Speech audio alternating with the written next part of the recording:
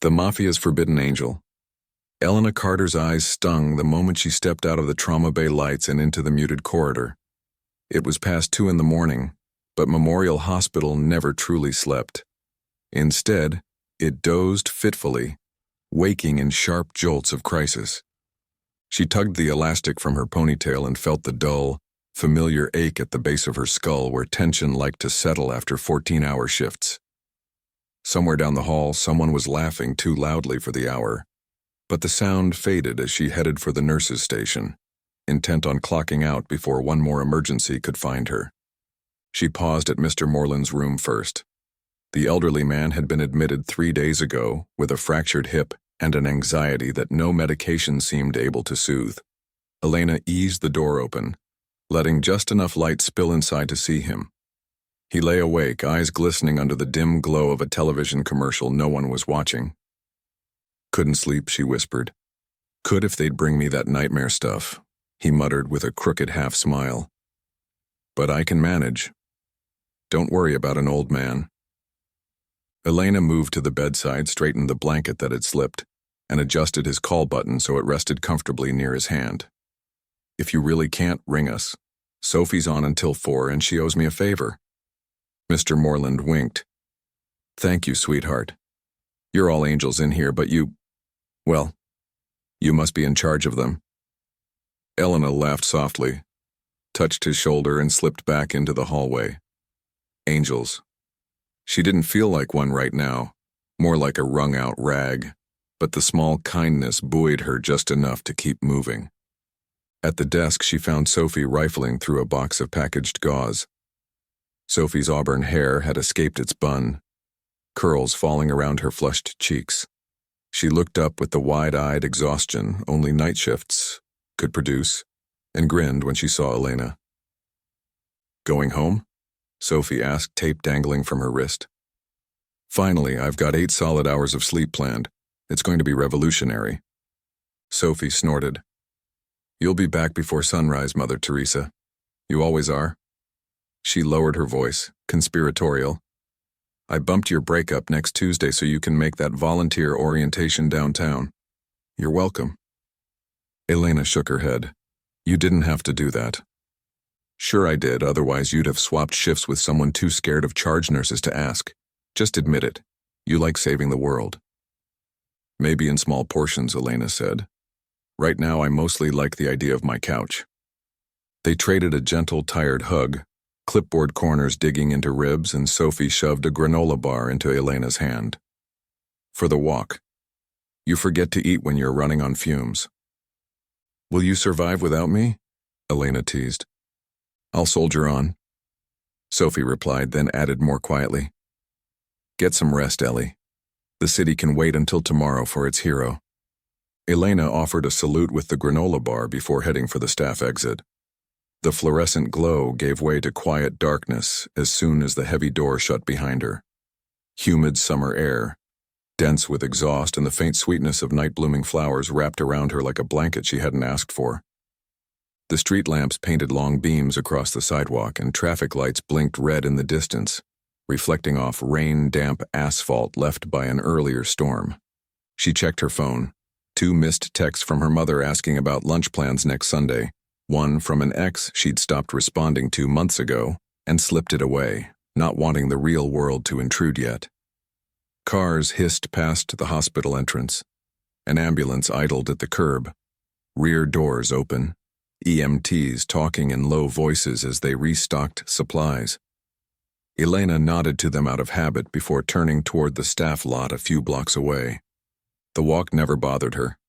She liked the brief quiet, the lull between chaos at work and whatever awaited her at her shoebox apartment.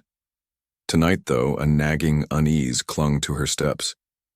Maybe it was the humidity, or maybe Mr. Moreland's trembling gratitude had pried open some tender part of her heart she'd kept shielded all shift long. She hit the crosswalk button and waited. A newspaper box beside her bore a headline about escalating violence on the east side, tension between unnamed groups. Another article promised updates on a senseless shooting earlier in the week. She skimmed it, sighed, and moved on when the light changed. City noises faded the farther she walked from the avenue into a quieter side street lined with shuttered storefronts. Neon signs dimmed. A closed coffee shop smelled faintly of roasted beans and sugar despite the locked door. Elena's stomach growled. She unwrapped the granola bar, took a bite, and smiled tiredly at Sophie's foresight. Halfway down the block, a flicker of movement caught her eye. A stray cat slipped between garbage cans, tail twitching, predator of discarded pizza crusts. She reached into her pocket, found the remains of a packet of crackers, and crouched, holding out a piece. "Hey, little guy, midnight snack?" The cat eyed her, suspicious but tempted. Its green gold eyes reflected the street lamp like coins. After a tense moment, it snatched the cracker and darted off. Elena laughed under her breath, rose, brushed gravel from her knees, and continued. Thunder rumbled far away. She tasted electricity in the warm wind. It was odd, storm after storm this week, like the sky couldn't decide on its mood. Her shoes clicked on pavement, echoing against brick. Then she heard it, a sound so soft she wondered if it was imagination. A low, pained groan from somewhere up ahead. She stopped. The street was empty. The sound came again, barely audible, a voice thick with agony. Instinct sent adrenaline surging. The wise choice was to keep walking, get into her car, drive home, and let someone else call 911. But wise choices rarely guided her feet. She pressed forward, scanning storefront shadows, until she spotted a narrow alley wedged between a florist and a pawnshop, a cut of darkness untouched by streetlight. Another groan, ragged, then silence. Elena's heart hammered. She checked up the block. No one in sight. She drew a breath, flipped on her phone's flashlight, and stepped into the alley mouth. Damp cement smelled of rust and garbage. Her shoes crushed grit and broken glass. The beam of light wavered across graffiti-tagged walls, chasing skittering rats back into deeper crevices. "Hello?" she called softly. "I'm a nurse. Do you need help?" Silence answered. She advanced a few meters, light trembling with her pulse. A shape loomed near overturned trash bins. Her phone light caught a glint. Metal, maybe a belt buckle, then spread to reveal boots, jeans, dark with something viscous, a body slumped against brick. The man was sprawled on his side, one arm curled protectively around his midsection. Blood pooled beneath him, thick and black in the phone's cold blue glare. Elena's gut twisted. Training kicked in. Terror was relegated to some back room while competence took the helm. She knelt beside him, setting the phone down to free her hands. Pulse check first. Neck warm, heartbeat faint but present. She spoke, voice calm despite the thundering in her own ears. "Can you hear me? My name's Elena. I'm here to help." A low rasp escaped him, something like a word. She leaned closer, smelling copper and gunpowder. The bullets were recent. Her tote bag slid from her shoulder. She yanked out a small first aid pouch she kept for exactly nothing like this, tore open gauze packs with her teeth, and pressed them to the worst wound she could see, a messy hole high on his abdomen. He flinched but didn't wake fully. "Stay with me," she urged, applying pressure. "Ambulance is coming." Except she hadn't called one yet. She needed both hands. She glanced toward the alley mouth, considered yelling for help, but feared drawing whoever had put him here. Instead, she found the man's phone clipped to his belt. The screen was shattered, useless. Her own phone still lay face down in trash water. Frustration surged. She forced herself steady, swapping saturated gauze for fresh. She shrugged off her light cardigan, folded it thick, pressed hard. Blood soaked her sleeves. Another groan escaped him. His eyes fluttered open, deep brown, almost black in the low light. Pain clouded them, but also something like fierce will. "Brother," he whispered, voice cracked. "Call Dante." She frowned. Dante. The name rang distant alarms. Stories half heard on breakroom TVs about crime families and disappearing witnesses. Elena focused on his face. He looked young, early 20s at most, skin clammy but features handsome beneath the blood and grime. I need you to stay awake, she said firmly. What's your name? Luca. Okay, Luca. I'm going to stop the bleeding and then we'll get you to a hospital. He shook his head weakly, lips parted as if to argue, but a cough stole his breath. She feared it was blood in his lungs. Her fingers flew, ripping open an emergency clotting pad she'd bought but never expected to use outside war zones. She prayed. It worked. Sirens wailed in the distance, fire, police, maybe ambulance. Relief washed through her in a dizzy wave. She leaned low. Hold on, Luca, help's coming. He grasped her wrist with surprising strength. Angel, he murmured, gaze fixed on her face as though memorizing it before slipping into unconsciousness. The word echoed against brick. Her pulse jumped, but there was no time to dwell. She listened. The sirens were too far. She needed them closer now. Leaving Luca alone felt wrong, but every second counted. She snatched her phone, wiped it on her scrub top, and dialed. Her voice was steady as she rattled off the address, brief details, warnings of gunshots. She returned to Luca, applied pressure, counted breaths. 1 minute, 2. His heartbeat slowed, shallow but holding. She kept talking, coaxing him back each time his eyelids drooped. Flashing red and blue flooded the alley entrance. 2 paramedics jogged in, white gleaming in harsh light. Elena rattled off bullet counts, blood volume, vitals. They slid Luca onto a stretcher, strapped IV bags, shouted numbers back and forth. One paramedic raised an eyebrow at her blood-streaked arms. You medical? Trauma nurse, memorial. Good job keeping him alive. You coming with? Elena hesitated. Police cruisers screeched to a halt at the curb. Officers jumped out, weapons drawn, fanning. She imagined hours of questioning, statements, the hospital gossip when they learned she'd been in an alley with a gunshot victim. But beyond that hovered the name Dante, heavy as a gun barrel at her temple. I'll give my statement tomorrow, she said, stepping back. He needs your care more than my paperwork. The paramedic didn't argue. They rolled Luca away. Elena lingered just long enough to see the ambulance doors slam shut. Blue lights painted her in dizzy spins. Then an officer turned toward her, and panic seized her lungs. If she got tangled now, whoever shot Luca might decide she was part of the problem. She backed deeper into shadow, ripped her cardigan free from the pool of blood, and pressed it to her chest as if for warmth. Her scarf, soft ivory cotton, splattered crimson, slipped from Luca's grip and fluttered to the ground. She didn't notice in her retreat. By the time a detective stepped under the police tape strung across the alley, Elena Carter was already half a block away, walking fast, hands still sticky, heart roaring like thunder. She didn't slow until she reached the staff lot. Inside her aging Honda, she sat in the dark, engine off, trembling violently. Shock came late sometimes. Tears blurred her vision. She wiped them with the heel of her palm, took 3 slow breaths, and forced her keys into the ignition. As the car crawled onto the street, she glanced once in the rearview mirror, back toward the alley, swallowed again by night. A chill skittered over her skin. Somewhere in that darkness, a piece of her remained.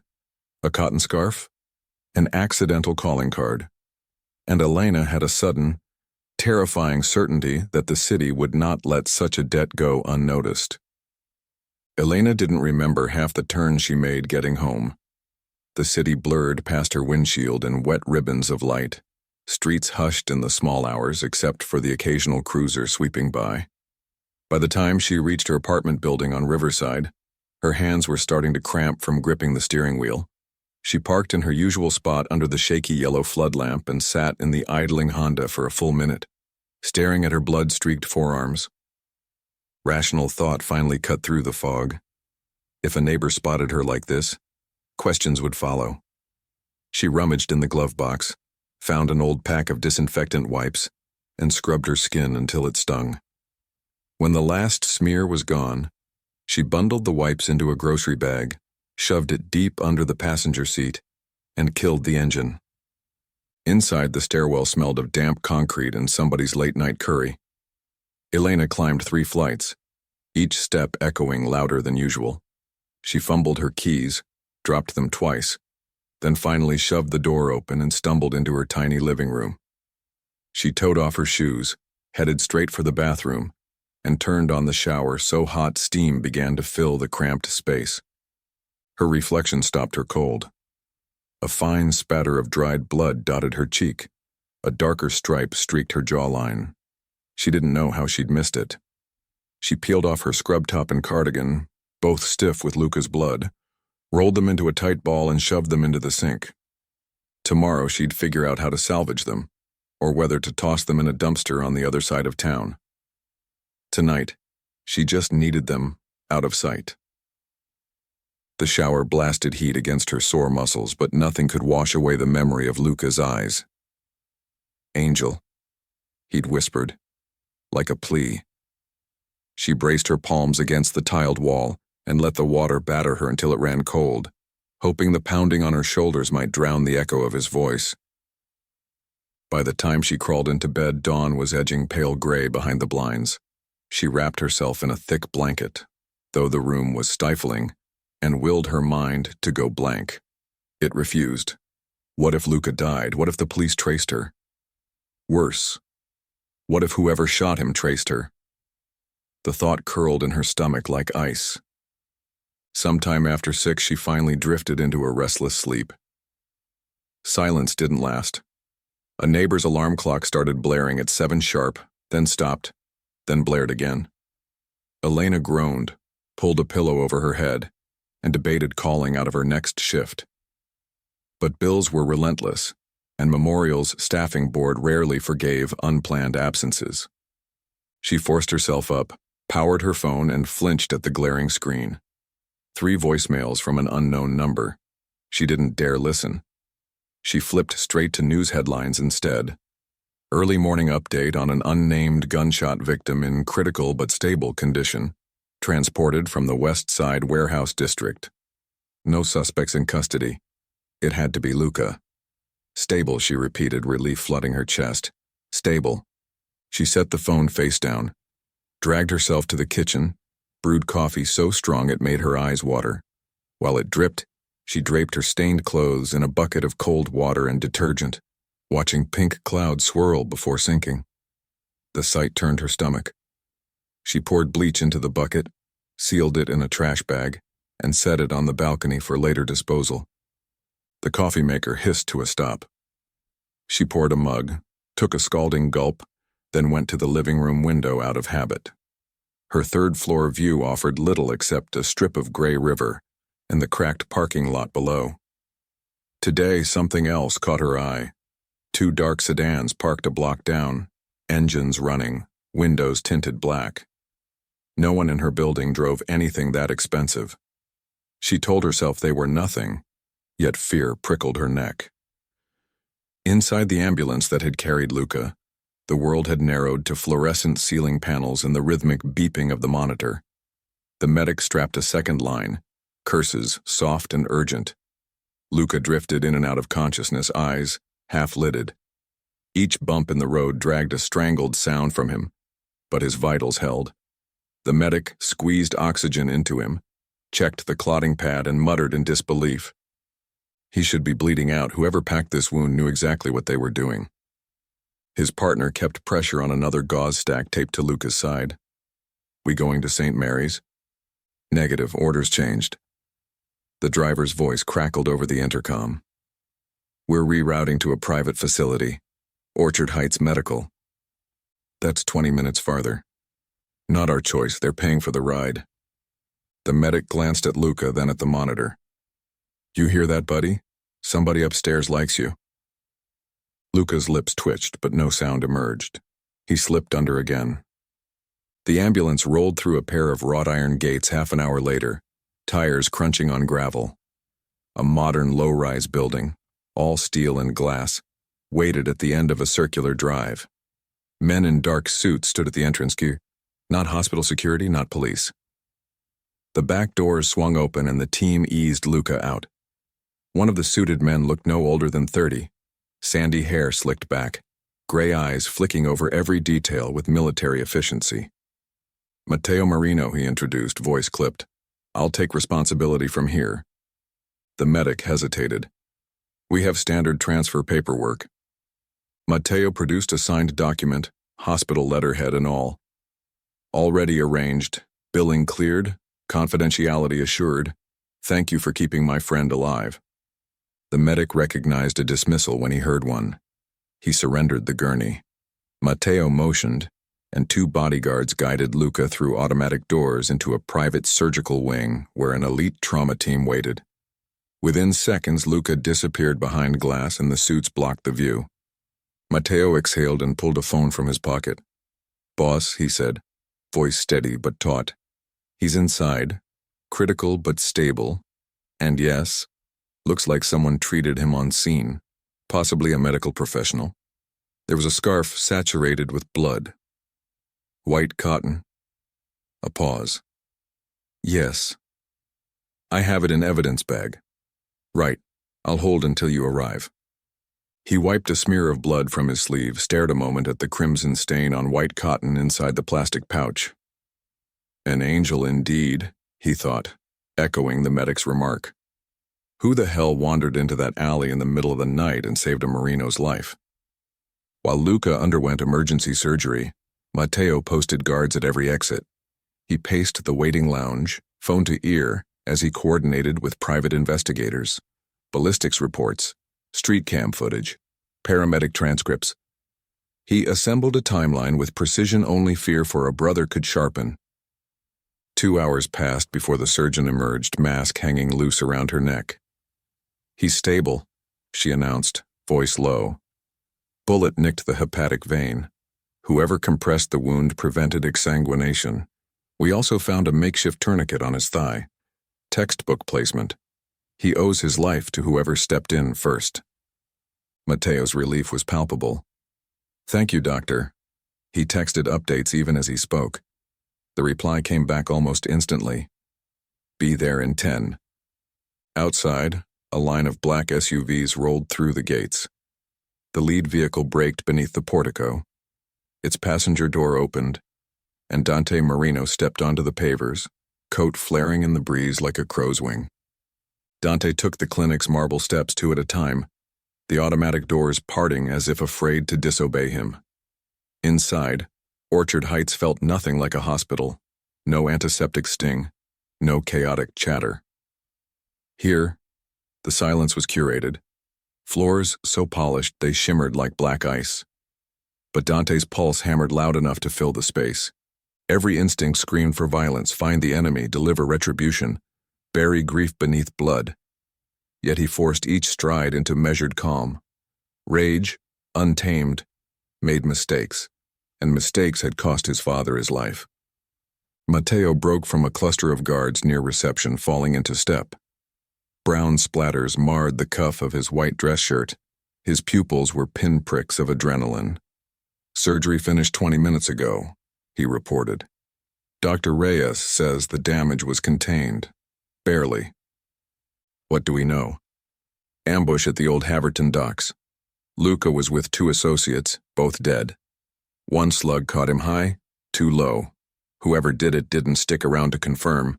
A second vehicle pulled up. Shots were still ringing out. Then, they peeled off. We're pulling traffic cams, but it's a ghost sector after midnight. Dante kept moving. They left him to bleed out. Would have worked if not for whoever she is. Matteo reached into his jacket and produced a sealed evidence pouch. Inside lay a white cotton scarf, soaked reddish-brown, edges frayed where it had been torn. Paramedics found this clamped to his abdomen. Her print's probably all over, but the blood makes lab work tricky. Dante's gaze locked on the cloth. He imagined slender fingers pressing it against Luca's wounds, fearless or perhaps too compassionate to fear. A nurse, the medic had guessed. Someone trained. Someone awake at 2 a.m. and careless with their own safety. Get it to our lab anyway, and every camera within 6 blocks of that alley. Pull footage for the last 12 hours. Matteo nodded. Already moving. They reached a bank of frosted glass doors. Two armed guards stepped aside. Beyond lay an ICU suite more akin to a penthouse. Soft lighting, state-of-the-art monitors, a single bed in the center. Luca looked small in it, tubes snaking from arms, chest bandaged with fresh white gauze. His skin held that waxy pallor Dante hated, too close to the color their father wore in his casket. Dr. Reyes, a gray-haired trauma specialist Dante kept on retainer, stood at the foot of the bed typing notes. She glanced up, calm but wary.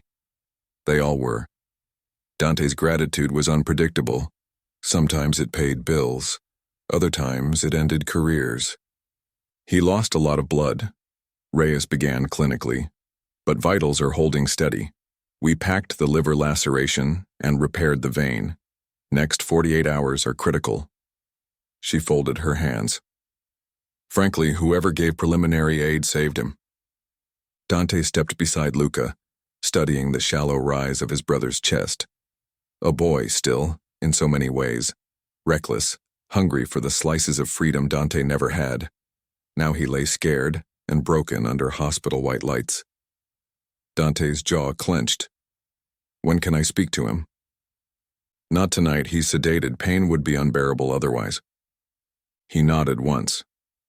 Beneath the throb of flowing IVs, he sensed Matteo shifting behind him and dismissed the doctor with a curt thanks. Reyes left, tension leaking from her shoulders the moment the doors shut. Silence pooled. Dante traced one unbandaged stretch of Luca's arm, the bruises already blooming violet. When he spoke, his voice was low. Whoever pulled the trigger dies. I've got teams canvassing Haverton, Matteo answered. But there's another angle, the Good Samaritan. Dante's eyes lingered on the scarf. And? EMT transcript says Luca called her an angel. Repeated it on the ride over before he coded the first time. A strange heat wound through Dante's chest, unsettling, unfamiliar. An angel. Innocent hands stained with merino blood. He pictured her bolting into the night once sirens neared, not from guilt, but perhaps from instinctive distrust of cops in that neighborhood. Or maybe she had glimpsed the carnage and decided distance was survival. Find her, he said quietly. Already started, but boss, what happens when we do? Dante straightened, coat settling like armor across broad shoulders. She saved my brother. That buys her protection. His gaze hardened. And it makes her a target. The ones who ambushed Luca will look for loose ends. Matteo hesitated. Protection or possession? Dante turned. Matteo rarely questioned him. When he did, it was out of loyalty, not insubordination. I don't know yet, Dante admitted, voice a shade softer. But I intend to find out. Behind them, Luca stirred, lids fluttering. Matteo stepped back as Dante leaned closer. Luca, it's me.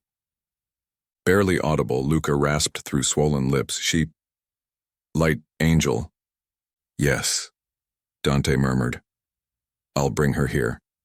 Luca's grip found Dante's wrist, weak but urgent. Safe. He breathed, then sank back under sedation. Dante stood motionless long after the monitor settled. Safe. The word etched itself into his thoughts. He would keep the woman safe, whatever that required. Matteo cleared his throat. I pulled paramedic names off the manifest. One's cousin works nights at St. Vincent's. Probability they'll talk is low, but I'll lean on them. We're also tapping street-level contacts for anyone selling bullet tips from Haverton docks. Use whatever it takes, Dante said. He stepped away from Luca's bedside and headed toward a corner table where a silver basin and antiseptic wipes had been laid out for him. He stripped off his gloves, tossed them aside, and washed methodically. Blood spiraled pink into the drain. When he finished, he dried his hands on a towel, then reached again for the scarf. Even through plastic, the coppery scent lingered. A delicate perfume clung to it, something floral, faint under metallic tang. Jasmine? Or perhaps a cheap lavender fabric softener? He couldn't decide, but it stirred an old memory of Sunday mornings with his mother before the world went dark. He tucked the pouch into his coat. "Get me traffic cams from Hospital Row," he said, mind already racing. If she's a nurse, she might have come off shift. Check rosters for every ER within 10 blocks. Cross-reference female RNs working nights. That's hundreds of names. Start with those who live west side. Eliminate anyone already on shift at the time of the incident. Anyone on vacation. Anyone older than 45. He paused. And pull surveillance outside Memorial Hospital. She had to leave somewhere. Matteo accepted the avalanche of orders with a quick nod. "I'll set teams." Dante crossed back to Luca's bed. He leaned in, brushing his knuckles against Luca's hair the way their mother used to do. Rage flickered hot. He'd almost lost Luca, the only family left that hadn't tried to knife him in the back. But, alongside fury, settled a different fire. Curiosity, sharp and insistent. What kind of woman waded into crossfire to save a stranger? And what would it feel like to have her hands on him, not for violence, but for mercy? A knock on the glass door drew their attention. 2 of Dante's senior lieutenants waited. Matteo slipped out to brief them, leaving Dante alone. He sat in the armchair by the bed, fingers steepled beneath his lips. The room smelled of disinfectant and fear. In the wall's faint reflection, he saw himself. Impeccable suit, slate eyes colder than stone, posture of a man who commanded death as easily as breathing. Elena Carter had never heard his name, but soon she would. And when she looked into those eyes, would she flinch like everyone else? Or would she see something worth saving? A surge of protectiveness, almost possession, rose unbidden. Dangerous emotion, he warned himself. Yet the decision crystallized nonetheless. Whoever touched her with harm would answer to him. He remained beside Luca until the first fingers of dawn crept through tinted windows. Only then did he stand, smoothing his coat. At the door, he glanced back once more. "Hold on, fratellino," he murmured. "Your angel's coming." Elena spent most of the afternoon pretending she could outrun fear by scrubbing her apartment until every surface gleamed. She vacuumed the living room rug twice, reorganized the pantry, even tightened the loose doorknob she'd been ignoring for months. Nothing slowed her mind. Each sweep of the mop replayed the sound of Luca's ragged breathing. Every clang of pots in the sink echoed the sirens closing in behind her last night. When her phone buzzed again, another unknown number, she startled hard enough to drop a glass. It shattered, fine shards skittering beneath the fridge. She let them lie. Around 3, Sophie texted, "Are you alive? Need to swap for tonight's shift." Elena stared at the words, thumbs hovering. She typed back, "I'm fine. Can't swap. Running on 0 sleep. Call me after dinner?" Then she silenced the phone and set it face down on the coffee table beside a mug of cold coffee she'd forgotten to drink. She tried reading a novel. The words slipped past her eyes untethered. Finally, she flicked on the television, desperate for white noise. A local news anchor filled the screen, voice grave beneath a ticker that read Warehouse District, shooting linked to organized crime. Security camera stills flashed. Police cruisers scattered bullet casings, a stretcher being rushed to an ambulance. The victim's face remained blurred.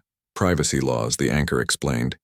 Yet something in his posture, the length of his dark hair matted with blood, made Elena's lungs seize. She leaned forward.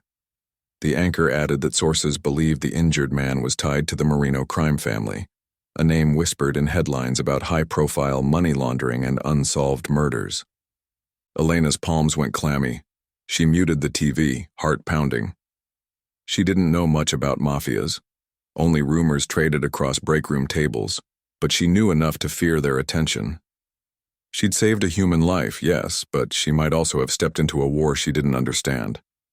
A knock rattled her door. She nearly screamed. It came again, softer this time. "Elena? It's Mrs. Chen from next door." Relief and embarrassment tangled. She opened the door to find the elderly woman clutching a tin foil-wrapped plate. Made too many dumplings, Mrs. Chen said with a kind smile. Thought you could use dinner. The gesture nearly undid Elena. She accepted the plate, murmured gratitude, and watched her neighbor shuffle back to her unit.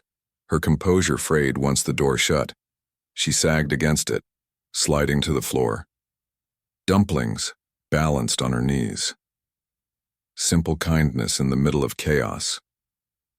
The contrast felt like whiplash. She took the food to the kitchen, forced herself to eat, and was surprised at how ravenous she was. Halfway through her second dumpling, motion outside the window caught her eye. The two dark sedans were still parked on the opposite curb, their engines idled, blue exhaust puffing in the rising heat. She hadn't imagined them. One driver smoked, sunglasses gleaming. Now a third car rolled to a stop behind the others. Anxiety throttled her appetite.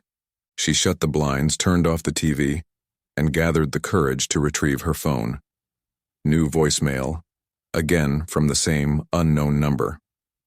Hands shaking, she hit play. A deep voice filled her ear, polished but edged. Miss Carter, this is Detective Walsh with the Metro Homicide Unit. We believe you may have witnessed a violent crime last night. It's important you call me as soon as possible. Your safety could depend on it. The message ended. Elena exhaled shakily, replaying the words. Detective. Not Mafia. Still, detectives meant questions, reports. Possibly news outlets camped outside the hospital waiting for a quote from the miracle nurse. Could she hide? Would hiding make her look guilty? Her phone chimed again, Sophie calling. Elena answered, trying for steady. You sound like death warmed over, Sophie said. Still want me to swap? I can pull doubles. I'll be there, Elena replied automatically. Ellie, if you need rest, it's fine. Work will keep my mind busy. Sophie paused, concern stretching the silence. Did something happen? Elena's throat closed. She considered telling Sophie everything. The alley, the blood, the sedans outside, but forced a wry laugh instead. Just insomnia. You sure? Positive. See you at 7. She hung up before Sophie could push. The last thing she wanted was to drag her friend into potential danger. She headed for the bedroom, dug a fresh pair of scrubs from the dresser, and packed them into an overnight tote. At 6, she slipped outside. Her pulse hammered as she approached her Honda. The sedan's engines revved in quiet greeting. None of the men stepped out, yet she felt their gazes crawling across her back. She climbed into her car, locked the doors, and started the engine. When she pulled from the curb, one sedan eased away from the line and followed at a lazy, predatory distance. She told herself they were just commuters, nothing more. But the illusion shattered every time she glanced in the rearview mirror and saw tinted windows reflecting sunset. Traffic thickened near the bridge, swallowing her tail in a maze of brake lights. She exhaled long and hard. Maybe she was being paranoid. The car behind her now carried a teenager bobbing to music. Relief tugged a shaky laugh from her lungs. At Memorial, she parked on level 3 of the garage and hurried inside. The ER thrummed with controlled chaos. Gurneys rolling. Someone yelling for a transfusion. Alarms chirping. Normal, she told herself. Anchor yourself here. Sophie spotted her at triage and marched over, eyebrow arched. You look pale. I'm fine, Elena lied. She donned her badge and accepted a patient chart. 2 hours passed in an exhausting blur of stitches, IV pushes, and an intubation that required 4 hands. The rhythm helped. Adrenaline was familiar, predictable. Yet during each lull, Elena's thoughts drifted to Luca, wondering if he was conscious, wondering if the bullet holes she'd sealed were enough. Near midnight, she caught Sophie watching her from across the nurse's station. Sophie mouthed, "Talk later?" Elena nodded, forcing a smile. At 1, a trauma alert came in. Single gunshot to the shoulder, male, late 20s. Elena braced herself for déjà vu, But when EMS barreled through the doors, the patient turned out to be an off-duty security guard who'd tried to stop a convenience store robbery. Nothing Mafia-related. Still, her hands trembled as she prepped an IV. Sophie noticed, slid in beside her, and quietly assumed the more technical tasks, shielding Elena from the residents' impatient glare. When the chaos settled, Sophie guided Elena to the break room. Spill. Elena gulped orange juice, grateful for the sugar hit. I just haven't slept. And the 4 cups of coffee just made you jittery? Something like that. Sophie opened her mouth to pry further when the break room television switched to a late-night news bulletin. The anchor reported an update on last night's warehouse shooting, this time naming a person of interest. Dante Marino, alleged head of one of the city's major crime families. Security footage showed him entering a private clinic earlier that day. Even grainy, he radiated menace. Tall, dark suit, eyes like cut steel. That's the Don everyone whispers about, a respiratory therapist muttered. Elena's blood cooled to ice. She stared at Dante's image, recognition stirring from Luca's desperate whisper. Dante, my brother. If Luca lived, this man would learn about the nurse who had kept him breathing. Would he be grateful, or see her as leverage? Sophie flicked off the TV. You okay? You look like you've seen a ghost. Elena forced her gaze away from the blank screen. Just tired. Sophie squeezed her arm. Go home after shift, no extra hours. Elena nodded, though uncertain if home was safer than the hospital. Across the city, Dante Marino sat in the back of a moving SUV, cell phone pressed to his ear. Matteo's latest report scrolled across a second device. Preliminary lists of female ER nurses working near the docks, cross-checked against shifts ending between midnight and 2 a.m. 43 names remained. Surveillance footage from Memorial's staff exit showed a woman in white scrubs and a cardigan leaving alone at 1:48, head down, bag slung over her shoulder. The resolution was grainy, but what little he saw, a messy bun, slender shoulders, ensnared his curiosity. Matteo spoke over the line. We ran plates in the staff lot. A silver Honda Civic registered to an Elena Carter. She matches the exit footage and fits the profile. Trauma nurse, night shift. Dante tasted the name soft on his tongue. Address? Riverside Apartments, Unit 3C. Tales confirm she left for work an hour ago. We've got eyes on the building. Good, do nothing until I say. The SUV slowed outside Memorial's garage. Dante checked his reflection in the window. The calm face of a man who never begged. Yet something in him felt perilously close to plea. He stepped out, Matteo falling in behind.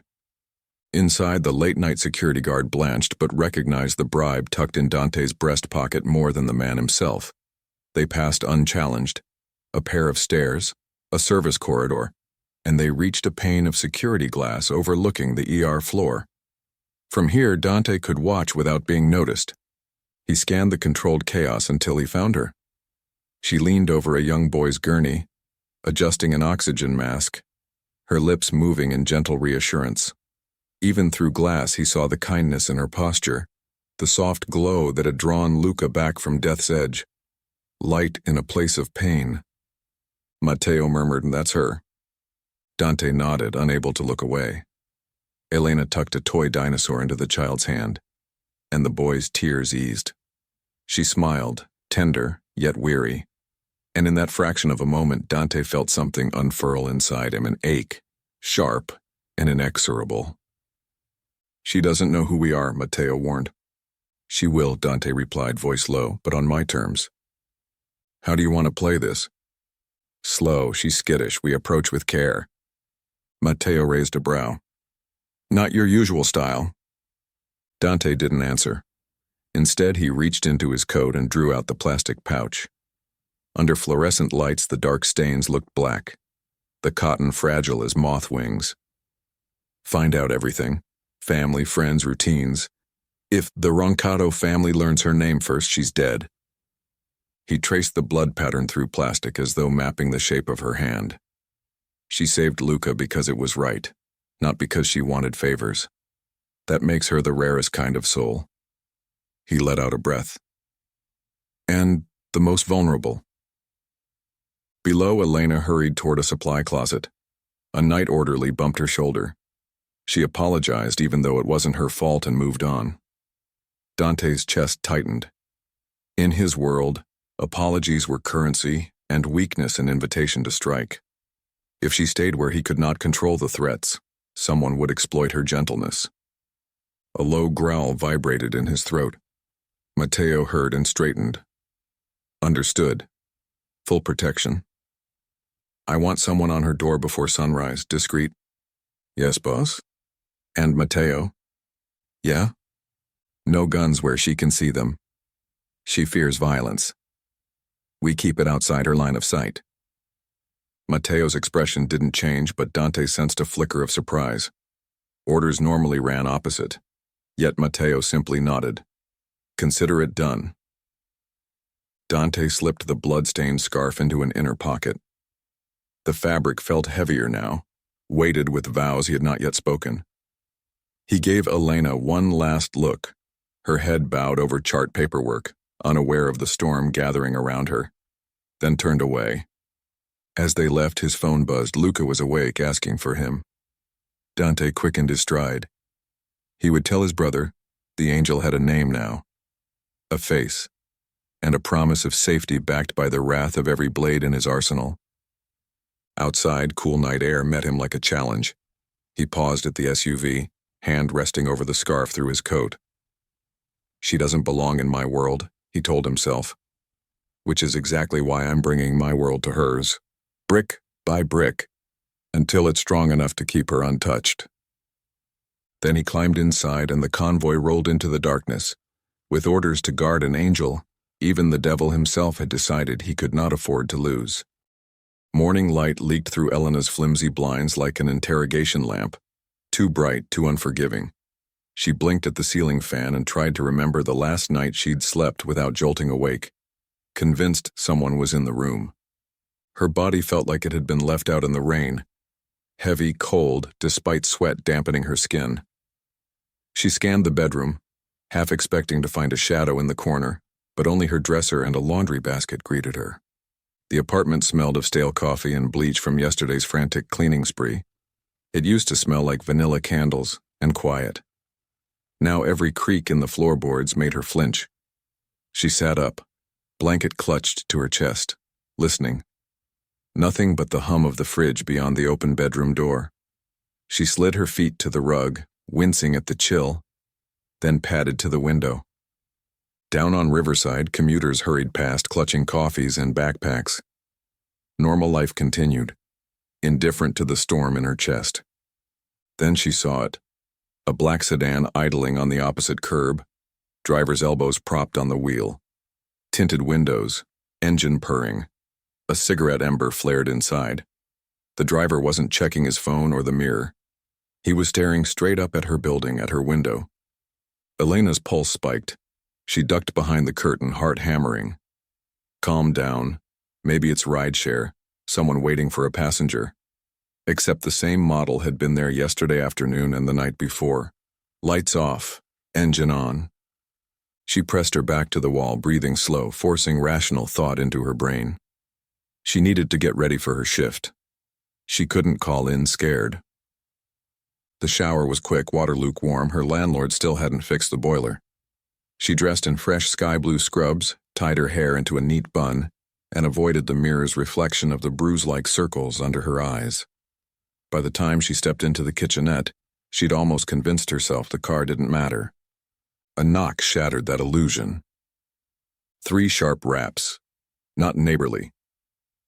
She froze halfway to the coffee maker, fingers instinctively curling into fists. The knock came again, softer this time, as if whoever stood outside sensed her hesitation. "Miss Carter?" A voice called, muffled but clear. Male, calm, oddly formal. "I have a delivery for you." She swallowed, glanced at the peephole, then chastised herself. Seeing out meant moving closer to the door. She took a breath, crossed the room, and placed one eye to the tiny fisheye lens. A young man stood in the hallway, mid-20s maybe, dark blonde hair slicked back, suit pressed so sharply it looked borrowed from a magazine shoot. No courier logo. He held a slim cream envelope in gloved hands. His posture was relaxed but deliberate, like a dancer poised mid-step, ready to change direction if needed. Elena's mouth went dry. She unlatched the chain but kept the door on its guard bolt, opening it 2 inches. Yes? Good morning, Miss Carter. He smiled politely. I was asked to deliver this to you. He slid the envelope through the gap. Who asked? She demanded. Someone grateful. He gave a shallow nod. Have a safe day. Before she could ask another question, he turned on polished heels and strode down the hall. She watched until the stairwell door swallowed him, then slammed her own door shut, breath trembling in her chest. The envelope was unmarked except for her name, in elegant black ink. Elena Carter. No return address, no logo. She considered throwing it away, but curiosity, or dread, pushed her to the table. She slit the flap with a butter knife. Inside lay a single ivory card, expensive stock, edges beveled. Ink flowed in neat handwriting, the kind that came from fountain pens and private schools. You are not alone, you are protected. If you ever feel unsafe, call me. DM +1 312 555 9072. Her hands shook so hard the card fluttered. DM. The initials pressed into her skull like hot iron. Dante Marino. She'd never seen his face other than through the TV screen, but she felt the weight of his gaze in those letters. Protected by whom? The same men who left bodies cooling on docks? She dropped the card onto the table and backed away. The room seemed smaller now, the walls bending inward. A siren wailed somewhere outside, distant but rising, and she jumped at the sound. Fight, flight, or freeze. Her nervous system couldn't choose. She crammed the card back into the envelope and buried it beneath a pile of unpaid utility bills. Then she grabbed her stethoscope and ID badge and forced herself out the door. In the hallway, she half expected to find the suited courier lurking. It was empty, save for Mrs. Chen's cat weaving between doorframes. Elena hurried past, down the stairs, clutching her tote to her chest like a shield. The building's front door groaned as she pushed into morning sun. The black sedan still sat across the street. This time the driver lifted 2 fingers off the wheel in greeting. No smile, just acknowledgement. Elena's blood iced. She unlocked her Honda, climbed inside, and clicked the locks before the door fully shut. Her breath fogged the windshield, though the air was warm. The sedan pulled away as she started her engine, slipping into traffic behind her. Coincidence? She pictured the card again. Protected? No. Watched. They were the same thing in Dante Marino's world. She cranked the volume on the radio and merged onto the avenue. 15 minutes later, she parked in her usual spot on level 2 of Memorial's staff garage. She killed the engine and waited, gripping the wheel until her knuckles whitened. The sedan glided up the ramp behind her, circled once, and settled into a slot near the exit. The driver stayed inside. Elena shut her eyes. You stepped into my world the moment you pressed your hands to my brother's wounds. Dante's words from the news played in her mind, though she'd never heard him speak them. She forced herself out of the car, badge clipped to her collar, spine straight. She wouldn't cower at work. She hurried across the concrete, heels of her sneakers clicking like a metronome, counting down to something inevitable. Inside the ER doors, life screamed back to its chaotic normal. A toddler sobbed as his mother tried to calm him before stitches. A paramedic shouted for a trauma bay. The scent of antiseptic and burnt coffee grounded her better than any meditation app ever could. Sophie spotted her from triage and waved, headset dangling. You're early, she called over the commotion. Needed normality, Elena replied, voice thin. Sophie wheeled her chair closer. You okay? You look like you slept in a freezer. Didn't sleep much. Elena tried a smile. What's new? Same old broken bones and bad decisions. Sophie studied her face. You sure you're good?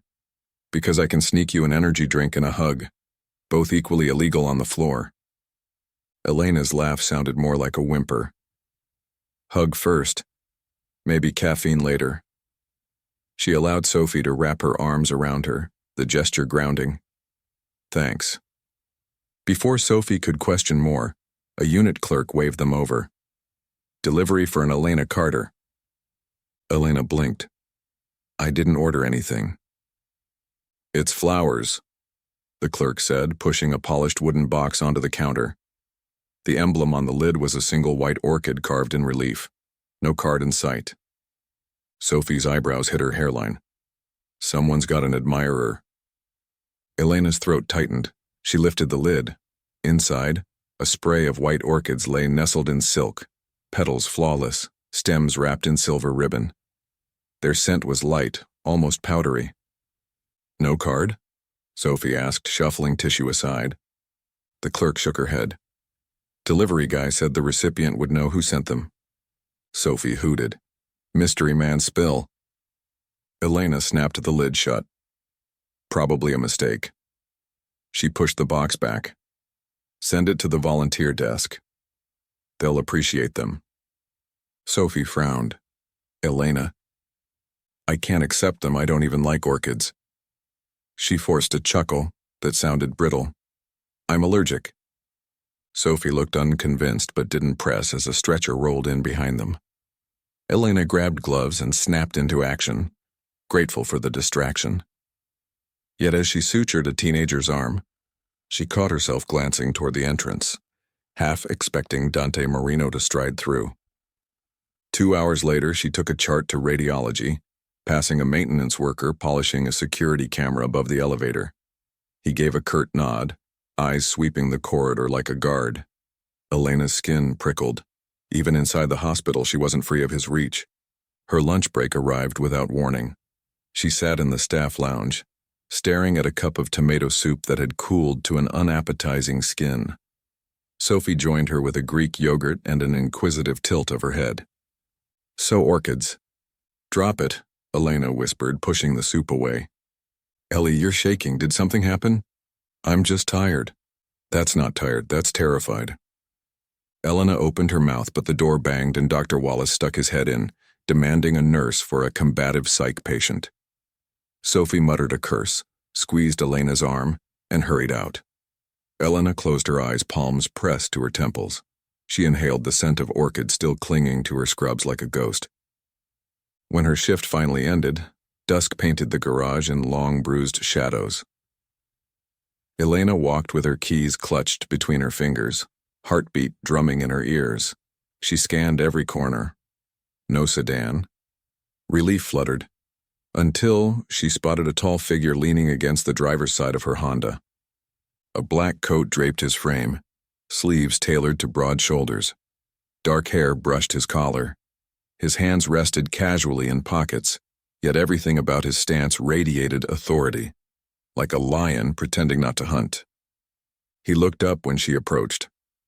Gray eyes locked on hers with unsettling calm, and Elena knew, without introduction, that she was meeting Dante Marino in the flesh. Elena stopped a cautious 3 paces from her Honda, every instinct yelling at her to turn and run. Dante Marino pushed away from the car with languid ease, as if he'd merely been admiring the sunset through the concrete lattice of the garage. Up close, his height stole the breath from her chest. He stood at least half a head taller, shoulders filling the narrow lane so completely she wondered how she'd ever squeeze past him. The overhead flood lamp carved shadows in the sharp lines of his face. High cheekbones, strong jaw, lips set in a quiet, unreadable curve. Those steel gray eyes never left hers. "Miss Carter," he said, voice smooth enough to skim across the tense air yet carrying an unmistakable edge. "I'm pleased to finally meet you." She swallowed, tasting copper at the back of her throat. "You're blocking my car." He glanced over his shoulder as though surprised by its existence, then stepped aside with a slight bow. "Forgive me." Elena slipped the keys from her pocket. Her hands weren't steady, and the jangle betrayed her nerves. She gripped them harder. How do you know my name? Your name is the easiest detail I know. He spoke softly, a gentle lilt that didn't match the violence his reputation promised. I owe you a debt, Elena. You gave my brother a chance to breathe. He's alive because of you. She stared at him, heartbeat ricocheting. It's my job. It was more than that, he said, tone still mild but weighty. You found him in an alley where no one else would have stopped. You held his life in your hands and chose to save it. I will not forget. Cold air brushed the damp nape of her neck. She darted a look toward the ramp. The sedan she'd seen earlier had repositioned itself near the exit, driver's face hidden. Her mouth went dry. Is that why someone's been tailing me, because you won't forget? A slow nod. You're under my protection. I didn't ask for protection. The keys cut into her palm. I didn't ask for any of this. No, he agreed. But you stepped into my family's war the second you pressed your scarf to Luca's wounds. His gaze lowered briefly, as if picturing the fabric. The men who hurt him won't hesitate to hurt you if they suspect your importance. I can't allow that. She forced a steady breath. I'm a nurse, nobody important. If they come near me, I'll call the police. A flicker of something, amusement, pity, touched his eyes. The police won't keep the Roncados from finishing what they started. They answer to money, not badges, and they have plenty. He shifted, hands still in pockets, posture unthreatening yet unmistakably dominant. I can keep them away. Elena shook her head. You're part of the same violence. I am the violence, he corrected, not with pride but with matter-of-fact certainty. And that's why my promise holds weight. She flinched. The honesty chilled her more than a lie would have. I don't want your promise. I want my life back. He looked at her car, at the stethoscope peeking from her tote, at the tremor in her jaw. You think your life is still the same? It isn't. I'm only warning you so you don't mistake independence for safety. She bristled. Is that a threat? A fact. He took a small step forward. She instinctively backed into the driver's side door. His scent, cypress, rain, something darker, brushed her senses. He lowered his voice. I won't force your gratitude. You can hate me, fear me, curse me, but you will accept my protection. Or what? Or you'll find out what happens when someone else decides you're useful leverage. His gaze drifted to the bruise-colored sky outside the garage, then back. Believe me, I would prefer not to show you how cruel this city can be. For a desperate second she considered getting in the car, locking the doors and speeding away. But a memory flashed. The silent sedan following, the envelope on her kitchen table.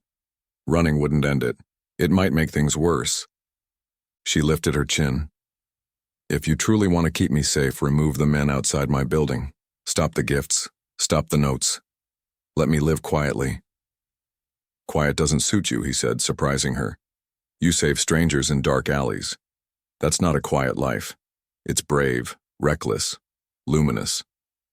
His expression shifted, something like admiration, flickering. Luminous things attract darkness. My presence is inevitable now. The question is whether I'm standing between you and the dark, or adding to it. The word sent an unwanted shiver across her shoulders. She exhaled slowly. You claim you owe me. Fine. Consider the debt paid if you leave me alone. He smiled then, the smallest curve of lips that might have been gentle, if not for its sadness.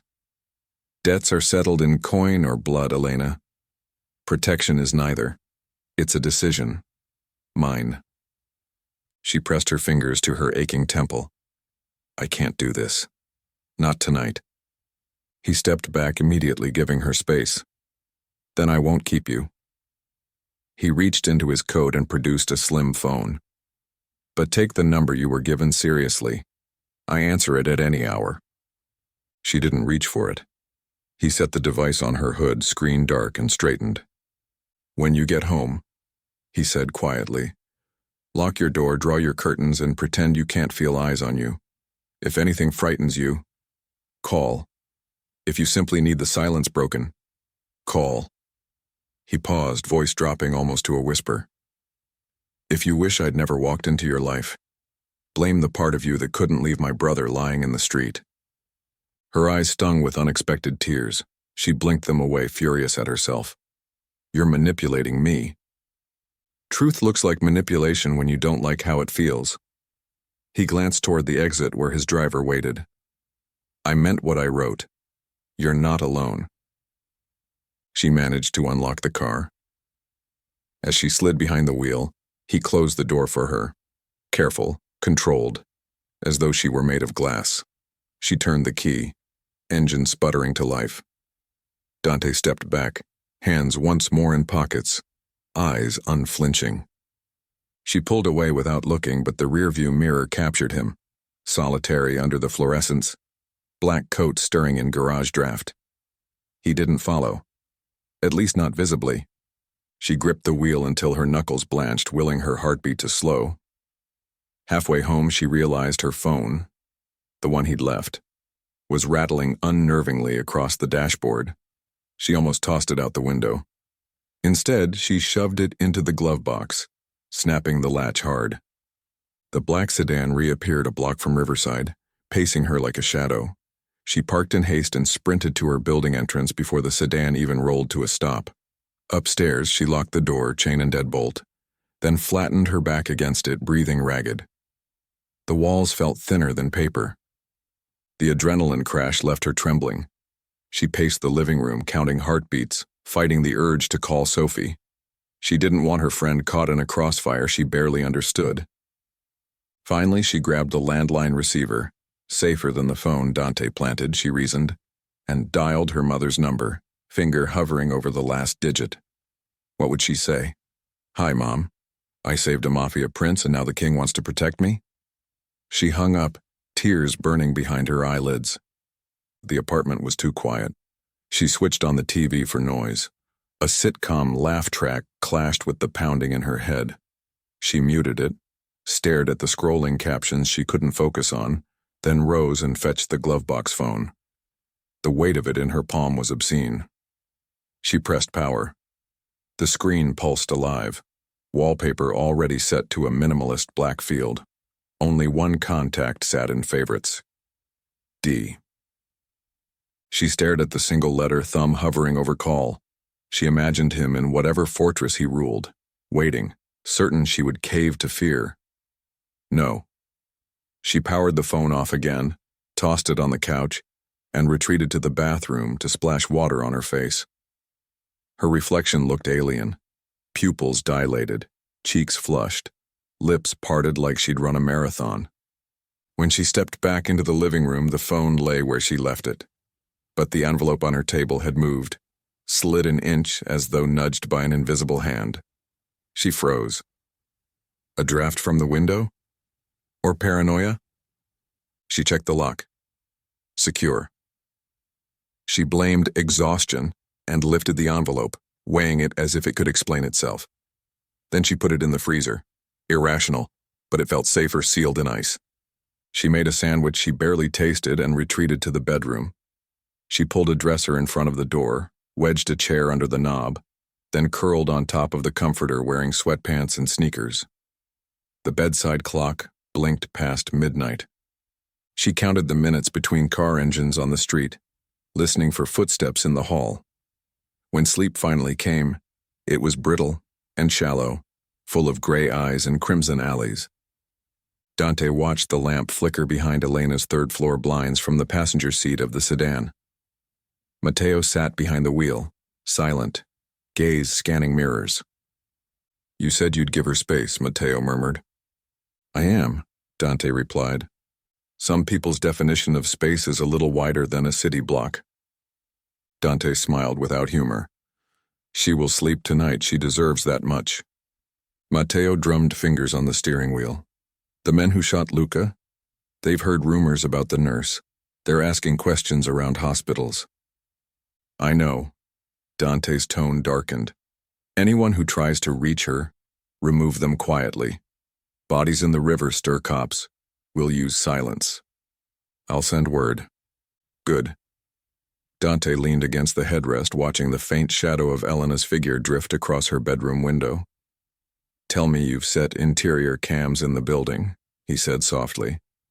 The unit across from her is vacant. Tex wired a pinhole lens through the radiator grill. We'll see anyone in the hallway, anyone approaching her door. Excellent. A breath almost like a sigh escaped him. She asked me to leave her alone. You've never listened to polite requests. This one matters. He tapped the glass with a knuckle. She matters. Mateo ventured, you barely know her. I know enough. His voice dropped to a private confession. I owe her my brother. That is knowing her. Silence settled, broken only by a distant siren wailing across the river. Dante's phone buzzed, an encrypted message. He read it, jaw flexing. Roncado's lieutenant spotted our men at Memorial. They suspect the nurse works nights. Mateo cursed. We can pull them back. No. We tighten the circle. Dante pocketed the phone, gray eyes fixed on Elena's window. Before this ends, she'll hate me for bringing darkness to her doorstep. But she'll live to hate me, Mateo. That's what counts. A bedside lamp clicked off upstairs, Dante signaled. The sedan eased away from the curb, disappearing into the quiet street while another, smaller car slid into place. Lights dark, engine purring. Guard shifts changed seamlessly, the night swallowing evidence of his obsession until only the faint hum of an idling engine proved any king watched over an angel at all. Morning arrived gray and heavy, smearing the city skyline behind a curtain of drizzle. Elena discovered she'd slept only 3 hours by the time her alarm trilled. Every joint ached. Her heart still beat an anxious tattoo, but something in her gut refused to surrender to fear.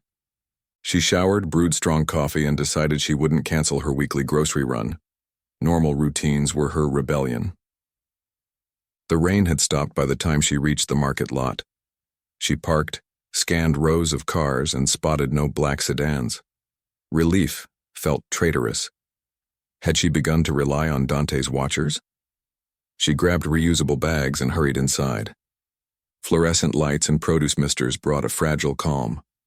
She selected apples, bread, a carton of almond milk. At the coffee aisle, her phone rang. Unknown number. Her thumb hovered before she answered. Miss Carter, Detective Walsh, Metro Homicide. Her stomach dropped. I'm at the store. Is this urgent? I won't keep you. We're investigating the warehouse shooting. Witnesses saw a woman matching your description render aid. I'd like to take a statement. Elena stared at rows of beans. I already spoke to paramedics. The EMT's report was brief. A full statement helps us build a timeline. She hesitated. A cart squeaked past, the shopper oblivious. Can we schedule something next week? I'm on double shifts. Of course, I'll text my card, call when you're available. Thank you. She hung up, pulse spiking anew. If she talked, she'd be dragged deeper. If she didn't, she risked obstruction. She pushed the cart toward checkout, mind churning. A figure turned down her aisle, a stocky man in a navy windbreaker, ball cap shadowing his eyes. He slowed when their gazes met. Something in his posture set her nerves twitching, shoulders too stiff, expression blank. She looked away, heart thudding, and forced herself to keep walking. At self-checkout, she scanned items quickly, glancing over her shoulder. Capman lurked near the magazine rack, pretending to read headlines. When she left, he followed a few paces behind. Panic nipped her heels. She headed straight for the service desk. Excuse me, could someone walk me to my car? Her voice trembled despite her effort at calm. I think I'm being followed. The clerk's eyes widened and waved to an assistant manager who radioed store security. A tall guard in a raincoat appeared. Capman melted into another aisle. The guard escorted Elena to the lot, scanning parked vehicles. No sign of the follower. Probably just coincidence, the guard said, loading her bags into the Civic. But smart to ask. Thanks, she murmured, slipping into the driver's seat. She locked the doors and pulled out. In the rear view, She spied Capman leaving the store, scanning for her. He spoke into a phone. Frustrated. A fresh bolt of fear jolted her foot on the accelerator. Rain began again, heavy drops drumming the windshield as she merged onto River Parkway. Traffic crawled. She kept checking mirrors. Half a mile from her exit, a black SUV slipped behind her bumper, headlights glaring. Not Dante's sedan. Plates were out of state. Her pulse spiked. She switched lanes. The SUV mirrored. She switched again. So did it. Ahead, a yellow light turned red. She braked hard. The SUV edged so close she felt its heat. Time slowed. Instinct roared, move. She slammed the accelerator, veered right, tires shrieking. The SUV shot forward too late, stuck behind a delivery truck. Elena careened onto a side street, heart hammering. She didn't slow until she reached a crowded cafe lot. Parking crooked, she shut off the engine and fumbled for the glove box phone. Her thumb hovered over the single contact. She remembered Dante's warning. Luminous things attract darkness. The SUV could be coincidence, or it could be the Roncados. Fear for Sophie, her patience, her mother outweighed resentment. She tapped call. One ring. Elena. His voice, low and steady, wrapped around her like a safety belt. I'm being tailed, she blurted. Black SUV, tinted windows, no plates on front. They nearly forced me off River Parkway. Where are you? Bella Vita Cafe, Jefferson and 8th. They lost me in traffic. Stay inside the car. My people are 3 minutes out. She spotted no one. How? Trust me. His tone left no room for debate. Lock the doors. She obeyed and watched drizzle paint the windshield. 3 minutes stretched into eternity before a charcoal coupe slid into the adjoining space. The driver's window lowered. Luca Marino looked out, rain beating on his lashes. Come with me, he said. Your groceries will be delivered later. Elena hesitated. Her phone buzzed. Dante was still on the line. It's safe, he murmured. She grabbed her purse, left the keys, and climbed into Mateo's car. The cabin smelled of leather and ozone. He accelerated smoothly into traffic. Where are we going? Somewhere secure, just until my boss confirms the tale's origin. She pressed palms to her thighs to stop shaking. That SUV, was it the Roncados? Most likely, they're sloppy when they're rushed. You were already following me. We follow everyone important to Dante, he corrected gently. Not to control. Only to shield. The city blurred past. 10 minutes later, the coupe descended into a private underground garage beneath a glass office tower. 2 guards opened a steel door leading to a pristine lobby with muted lighting and abstract art. Mateo guided her into an elevator, scanned a keycard, and pressed 28. Elena, you're safe here, he said as they rose. No one gets into this building without clearance. Am I a prisoner? Only if you consider a locked front door imprisonment. The elevator opened into a loft draped in warm wood and floor-to-ceiling windows overlooking the river. Rain-streaked glass like silver threads. A fireplace flickered, casting amber light over minimalist furniture. This isn't your boss's place, she asked. Dante prefers older architecture. This is a safe apartment maintained for emergencies. Mateo motioned to a sofa. Make yourself comfortable. She remained standing. I need to call my friend. She'll worry when I'm late for shift. You can use the landline. No cell signals traceable in here. Elena dialed Sophie, offered a rushed explanation about car trouble. Sophie teased her about jalopies and promised to cover until she arrived. Guilt pricked. She hung up and turned to Mateo. Why help me, besides orders? Because Luca's my closest friend. He smiled faintly. And because I respect anyone who still tries to save strangers. Heat flushed her cheeks. Before she could respond, the elevator chimed. Dante stepped out, rain darkening the shoulders of his coat, hair damp. His eyes swept the room, landing on her with singular focus. You're unhurt? He asked. She nodded, suddenly conscious of her soggy sneakers on polished hardwood. I followed your directions. Good. He shed the coat, draping it over a chair. Matteo slipped out, doors closing behind him. Raindrops slid down the window pane. Dante poured 2 glasses of water from a crystal carafe, handed one to her. She sipped, surprised at the steadiness in her hand now that he was near. "I'm sorry," he said after a moment. The admission startled her. "I underestimated how quickly the Roncados would act. I thought warning their street crews off my territory would be enough." He exhaled, gaze fierce. "It won't happen again." She set the glass on a side table. "What if my presence hurts your brother's recovery?" she asked, voice low. "What if they use me as leverage?" His expression softened in a way that frightened her more than his hardness. "You worry about Luca. You blame me for stepping into your world, but you and your enemies pulled me in. I don't want war." "Neither do I." He approached slowly, as though skittish wildlife might bolt. "I want control. Peace by force, if necessary. And I want you to live the life you deserve." Her laugh came sharp and brittle. "I can't do that with armed shadows following me." "Then stay somewhere safer, here or another property of mine." "You want me hidden." She folded arms across her chest. "Caged. Sheltered," he corrected. "Until the threat passes." "How long is that?" He didn't answer. Rain ticked against glass like a clock, marking silence between them. "I know how this looks," and he said finally. "But my vow remains. No harm will touch you. If you walk out now, that vow stands. I'd rather you accept safety willingly." Her heart fluttered with a confused mix of anger, gratitude, and something more dangerous. She turned to the windows. The city lights blurred beyond the veil of rain. "I need to think.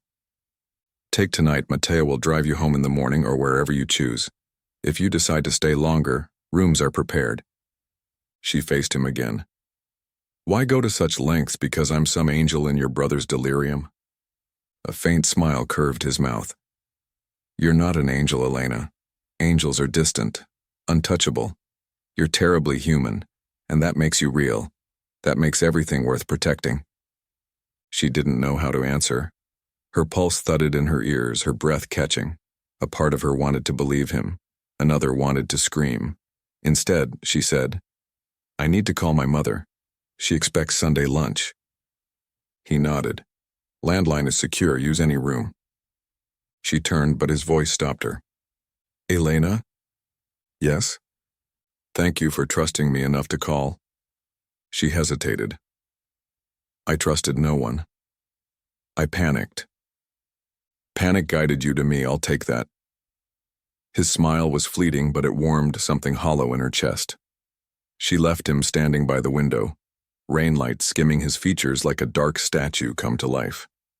In the hallway, she found a guest room with a plush armchair. She sank into it, phone in hand, world spinning.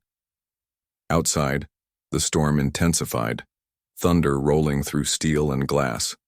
She dialed her mother, voice steady as she invented a story about staying with a friend due to flooding downtown.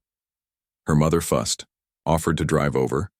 Elena reassured her until guilt threatened to choke her. When she ended the call, she stayed in the dimly lit room, breathing slow, letting the storm's rumble ground her. Her life had tilted off its axis, but for a moment the chaos paused, suspended in the hush between lightning and thunder. She closed her eyes, not sure whether sleep or tears would come first. Dante watched the closed door long after she disappeared, hands clasped behind his back. Matteo returned, silent. "Well?" Matteo asked. "She'll stay the night." "And tomorrow?" "That's up to her." Dante's voice carried both determination and doubt. "But if the Roncados want leverage, they'll have to search 1,000 doors before they find the one she chooses." Matteo glanced at the rain-smeared skyline. "War is coming, boss." "It's already here." Dante's gaze drifted to the guest room hallway. "The difference now is I finally have something worth fighting clean for." The rain eased toward dawn, leaving the city streets rinsed and gleaming under sodium lamps. 2 miles from Dante's riverside tower, the back room of a shuttered billiards bar hummed with low conversation. Sticky bar tops and flickering neon once defined the place. Now the scent of mold mingled with gun oil and cigarette smoke. 3 men gathered around a round table scarred by knife gouges. Ronado soldiers in street clothes. Gianni, the ranking lieutenant, crushed the last ember of his cigarette into an empty glass. His dark hair was slicked against his skull, rainwater still dripping from the brim of his jacket. 2 subordinates leaned forward, waiting. "Good intel?" one asked. "Better be," Gianni said, flicking ash from his fingers. "Word is, Marino's kid brother survived, thanks to a girl." "A nurse," the younger soldier muttered. "Ordinary civilian." Gianni's lip curled. "Funny thing about civilians, they bleed like anybody else, but they make Marino bleed harder. The minute he guards someone, that someone becomes a fine lever." He reached inside his coat and slid a grainy security photo onto the table. Elena in sky blue scrubs, yawning at a vending machine, unaware of the camera. Memorial Hospital. Night shift, name still unknown, but we've got a face. The younger soldier whistled. "Marino's getting sloppy." "No." Gianni's tone sharpened. "He's getting sentimental. And that's when men like him break." He tapped the photograph. "Find her schedule, find her address. We take her quick. No showboating. A nurse in a white coat won't scream loud if you aim a gun at her patients first." "What about Marino's surveillance?" the second subordinate asked. "We use her shift change. Hospital garages are labyrinths. Mask up, no bodies in and out." Gianni pocketed the photo. "Tonight we start. By tomorrow, my boss will have Marino on his knees." A knock echoed at the rear entrance, 2 short, 1 long. Gianni tensed, gun halfway drawn before a courier slipped through a slit of light, panting from the rain. "Delivery from Mr. Gianni," the boy said, thrusting a small envelope forward, then bolting. Gianni frowned, ripped it open. A single playing card slid out. The Queen of Hearts, edges flecked with fresh blood. Gianni's face drained. He flipped the card.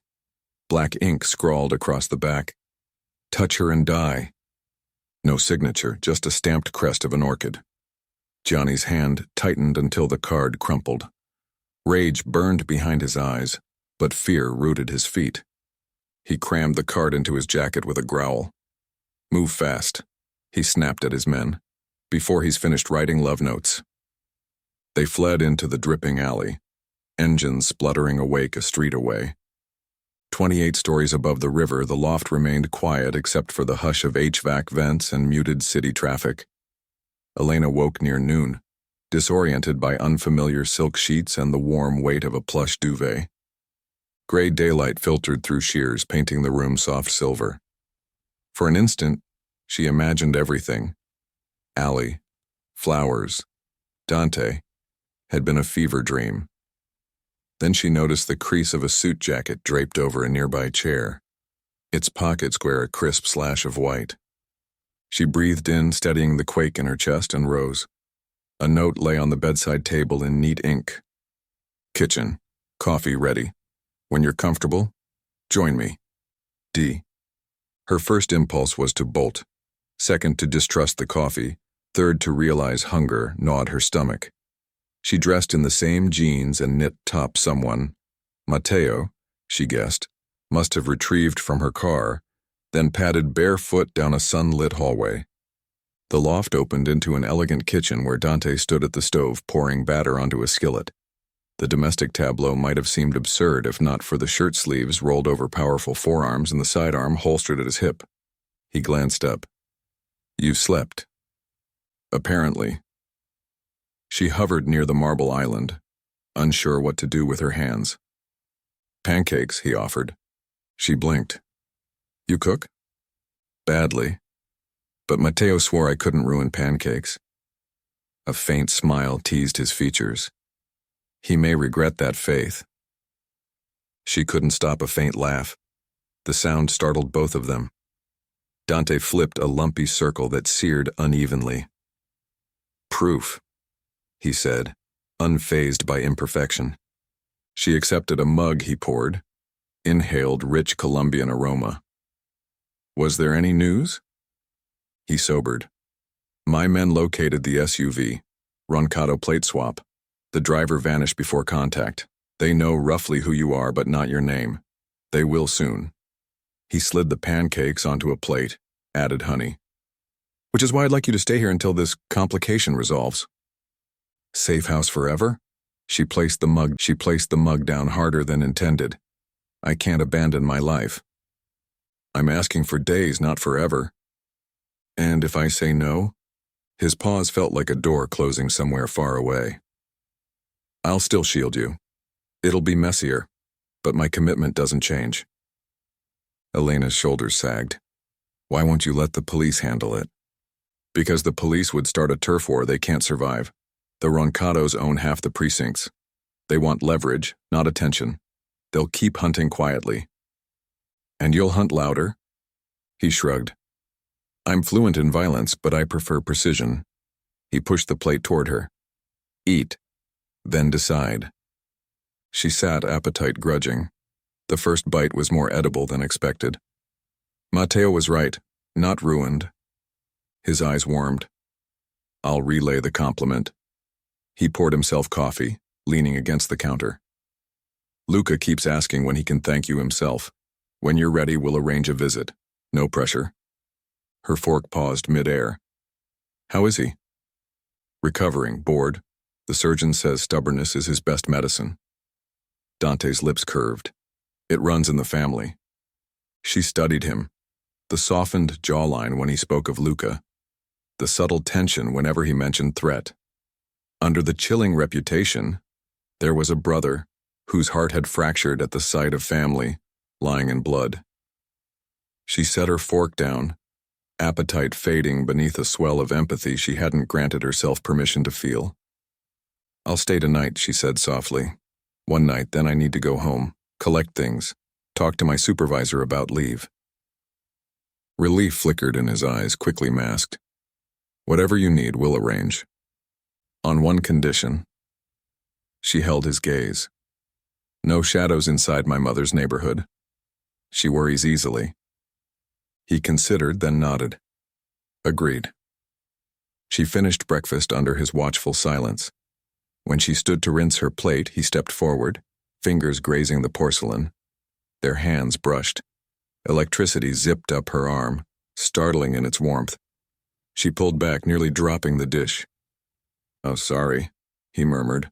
She washed the plate quickly, heart racing. Early evening fell violet across the glass towers when Mateo escorted Elena to a guest study stocked with books. She tried to read but dozed in the armchair, waking to hushed voices in the living room. She followed the sound, finding Dante on a call. Move 2 teams to Memorial now, he said. Gianni Roncato wants leverage. He'll strike at shift change. A pause, he listened, jaw tightening, then offered Gianni a trade. 10 grand for every hour he stays away from the nurse's ward. Deliver it with a deck of cards, minus the Queen of Hearts. Silence. Because that is mine, and he knows it. Elena's breath caught. Dante's gaze flicked over, sensing her presence. He ended the call and approached. I didn't mean to wake you. I wasn't asleep. She wrapped her arms around herself. You bribed him to stay away? Money buys time, fear buys distance. I'm using both. And the card? Message received, he said simply. She shivered despite the gentle warmth of the loft. He stepped closer but kept a respectful gap. If you need anything, more clothes, books, Mateo will acquire them. At what cost, she whispered, and less than your life. He reached out slow, as one might calm a wild creature, and brushed a stray strand of hair behind her ear. The touch barely registered, yet her pulse trip-hammered. Sleep in peace tonight, tomorrow we plan the rest. She didn't trust her voice, so she nodded and retreated down the hall. Hours later, well past midnight, Dante stood alone on the balcony, city lights glinting like distant embers. Rain had given way to a hazy moon that traced silver along the river. Mateo stepped out, file in hand. Johnny mobilized a 3-man unit near Memorial, Matteo reported. We intercepted, paid them to walk away, delivered your message. And? Gianni burned the money in front of our courier. He's insulted. Good. Dante's mouth curved with grim satisfaction. Insulted men make reckless choices. He glanced at the dark windows behind him where Elena slept. He'll reach for her soon, and when he does, I'll break him. Matteo hesitated. Boss, you're drawing more than bullets. People are talking. Allies wonder why one nurse merits this devotion. Let them wonder. Dante's gaze lingered on Elena's window. She doesn't belong in my world, he murmured, more to himself than Matteo, but that's exactly why I need her in it. He turned, the river wind catching his coat. Contact every informant. If the Roncatos breathe in her direction again, I want to know before they exhale. Matteo nodded, disappearing inside. Dante remained, welded to the night, until the first blush of dawn cooled the city's fire. Only then did he step back into the dim loft, closing the balcony doors with quiet certainty, like sealing a promise none would breach. Elena surfaced from sleep slowly as if she'd been buried beneath warm sand. For a moment she couldn't place the taste of the linens, or the silence that wrapped the room like padded walls. Then memory sharpened. The safe apartment? Rain-dim windows. Dante's unwavering promise that she would be safe here. She lay still, listening. No pipes clanged. No neighbors coughed through the thin walls of her old building. Only the faint whir of climate control and the occasional soft tick from the oversized clock in the hall. The hush felt decadent and wrong, the quiet of a museum at night. She slid from the bed and padded across thick carpet to the balcony doors. Dawn glimmered over the river, pink and pale gold swathing the towers in gentler shapes. For an absurd second, she wondered if she could hide in the sunrise, fold herself into its colors and escape. Then, a reflection moved in the glass. Matteo, apparently checking the corridor outside. Even here, she was never alone. She frowned, stepped back, and tugged on jeans and a soft sweatshirt that someone had folded on an ottoman. Small kindnesses were everywhere in this place, and each one unsettled her more than outright hostility might have. Coffee aromas drifted down the hallway, muted but inviting. She followed them, passing rooms she hadn't seen before. An in-home gym, a sleek library that looked as though it had never hosted a single dog-eared paperback. When she reached the kitchen, she found no one. A mug waited on the island, steam curling upward. A folded note sat beside it. Drink.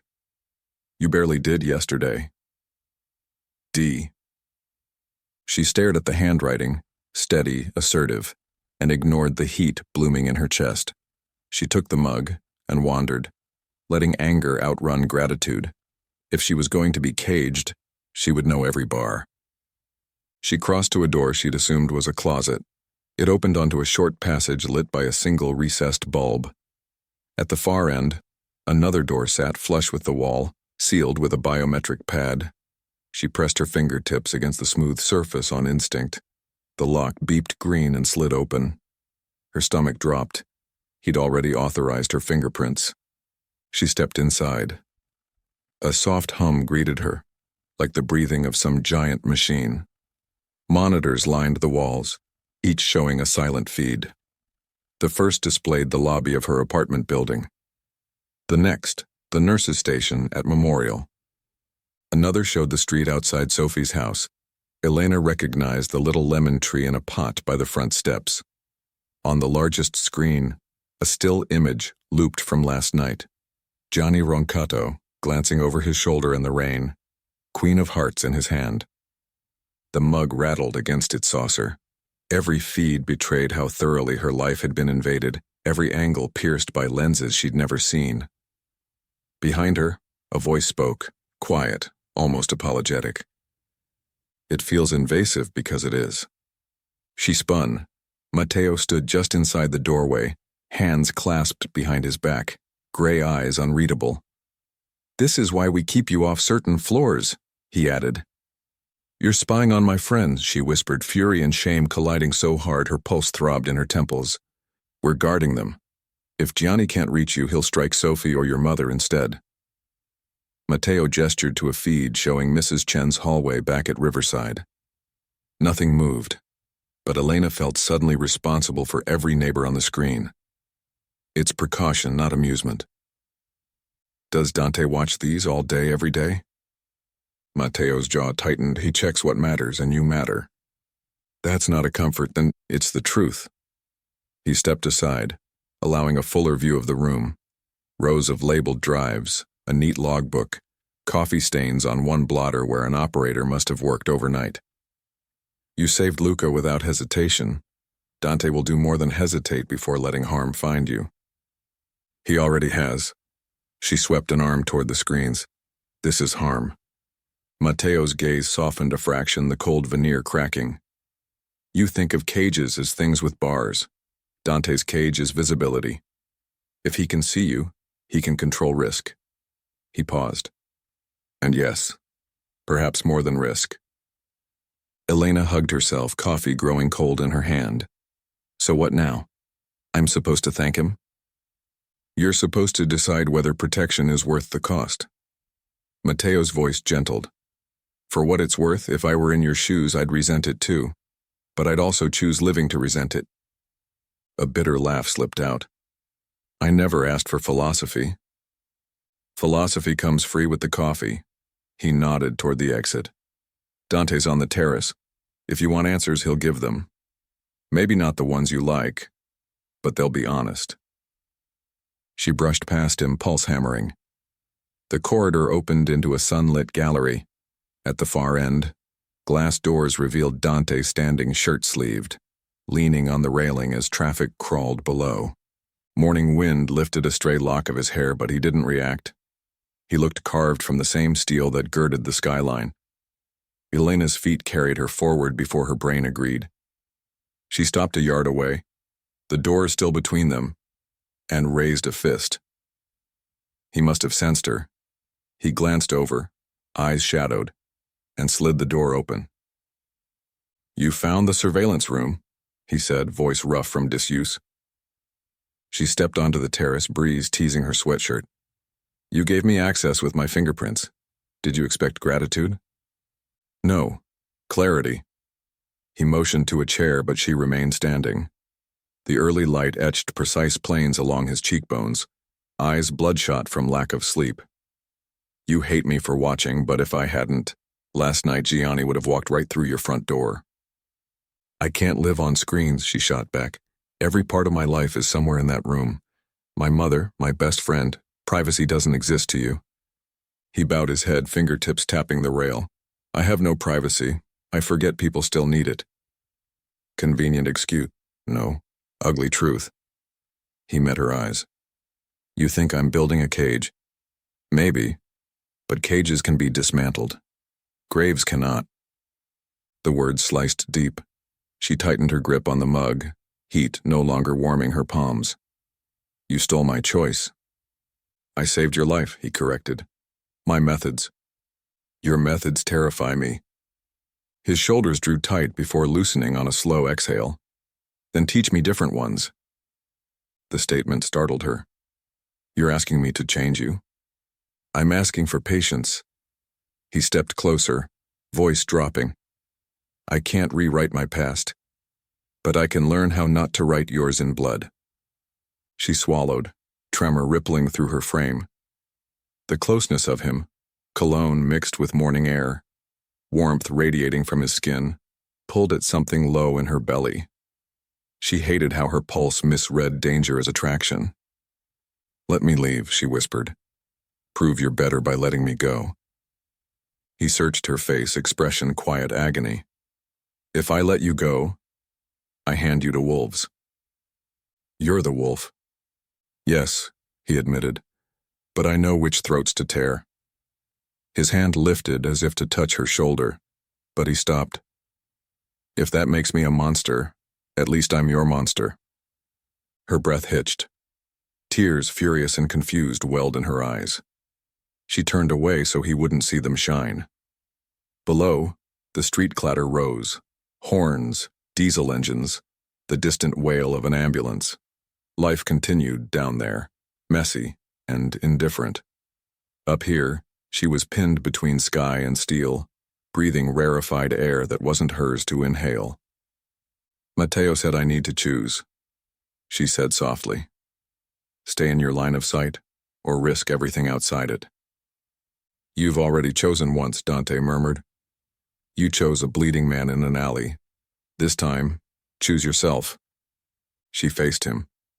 "And if I choose to go?"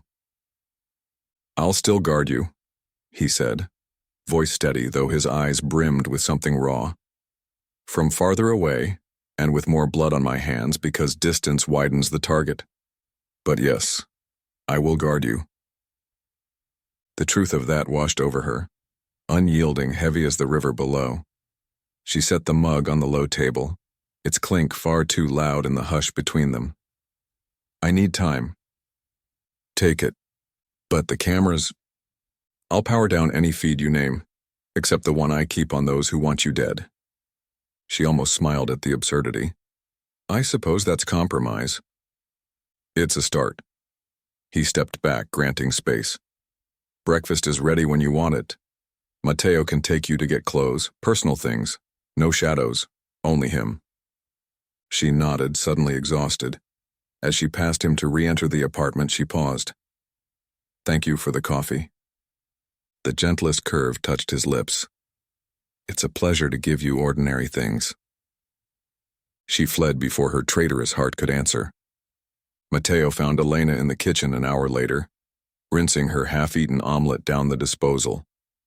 Sunlight spilled across marble counters, but her thoughts stayed shadowed. He held out a set of sleek key cards with silent courtesy. "I'll drive you to collect clothes and essentials," he said. "No security detail beyond me, per Dante's order."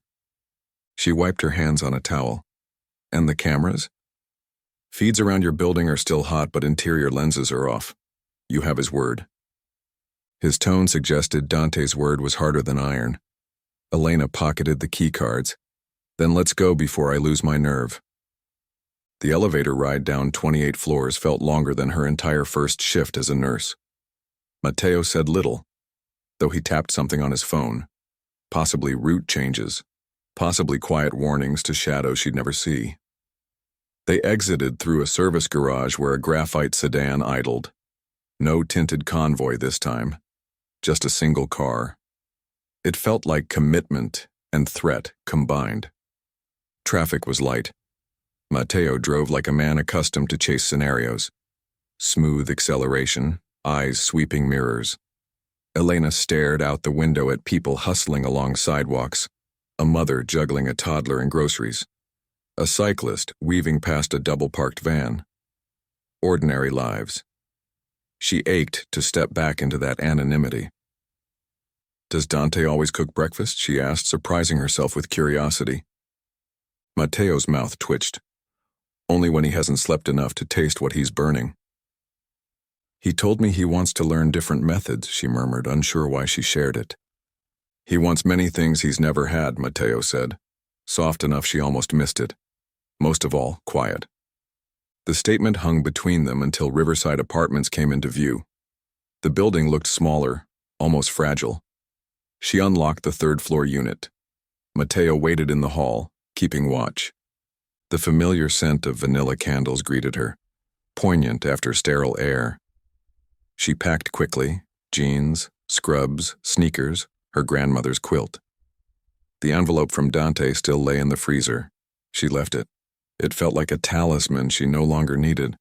Her phone buzzed. Sophie. Elena hesitated, then answered. "Where are you?" Sophie demanded. "You vanished again." "I'm taking leave," Elena said, choosing each word as if stepping over glass. "Family matters." "Your mom called me. She said she hasn't seen you in 2 days." Guilt tightened Elena's chest.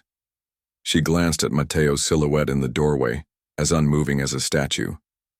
"I'm fine, Soph. I'll explain when I can." This isn't about that shooting, is it? Police came by asking questions. Elena's pulse lurched.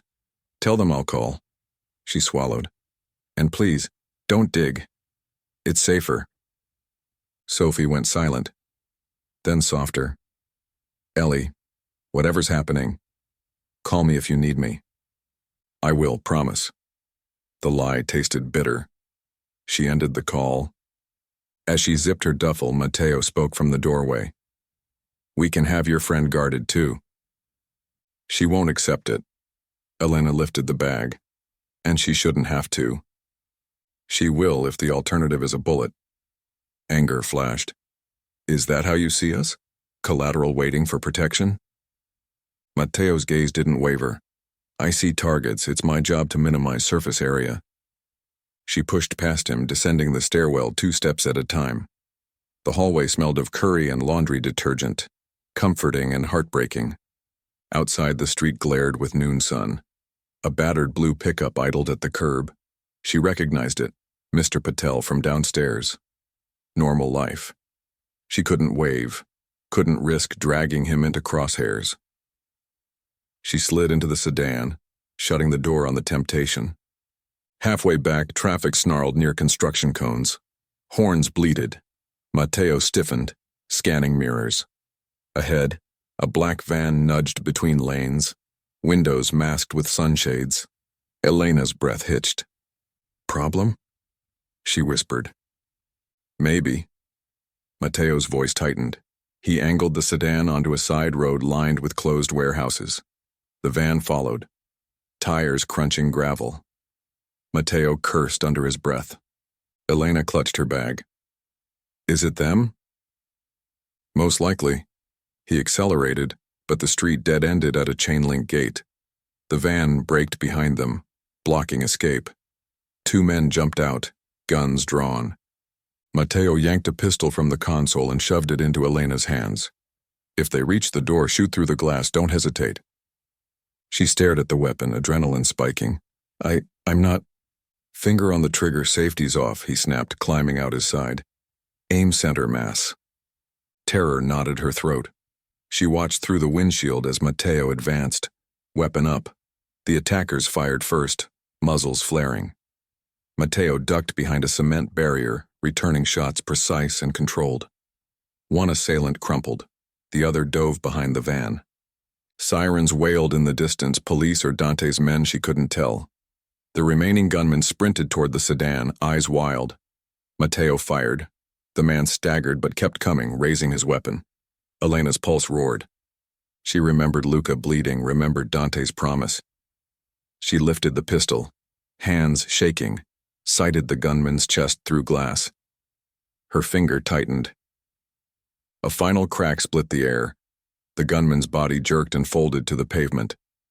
Matteo stalked forward, gun still trained, checked his pulse, then waved an all clear. Elena's breath left in a violent rush. The pistol slipped from her grasp to the floor mat. Matteo returned, blood spatter on his sleeve. He opened her door gently. You okay? She couldn't speak. He retrieved the pistol, engaged the safety, stowed it.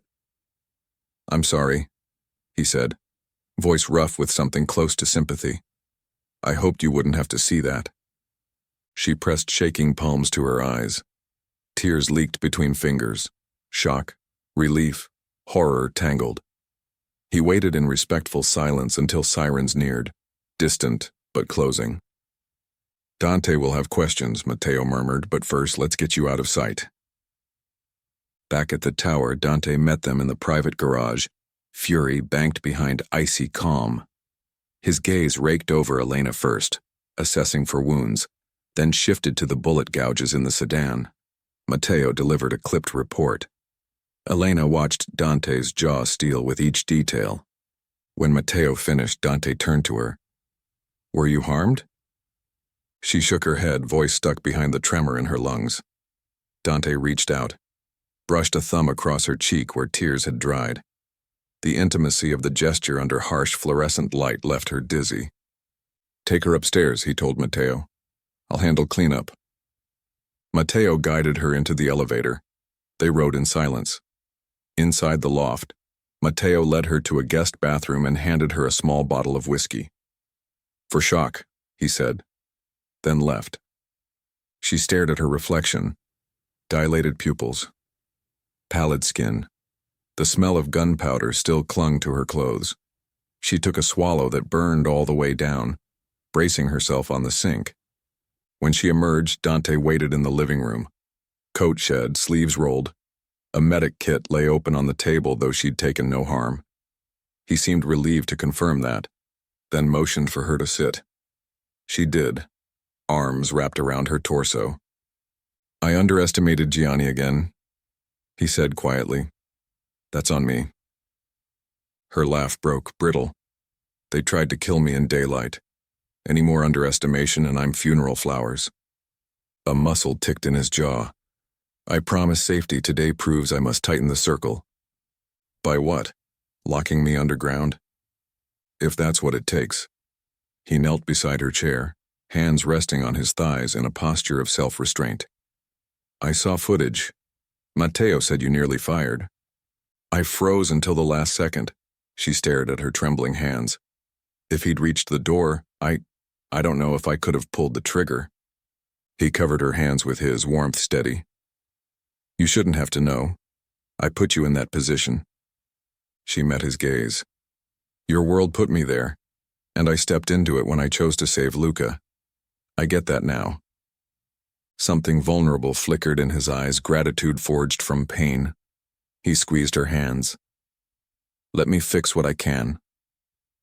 "You can't clean gunfire out of my memory." "No." His voice roughened. "But I can make sure nothing echoes it."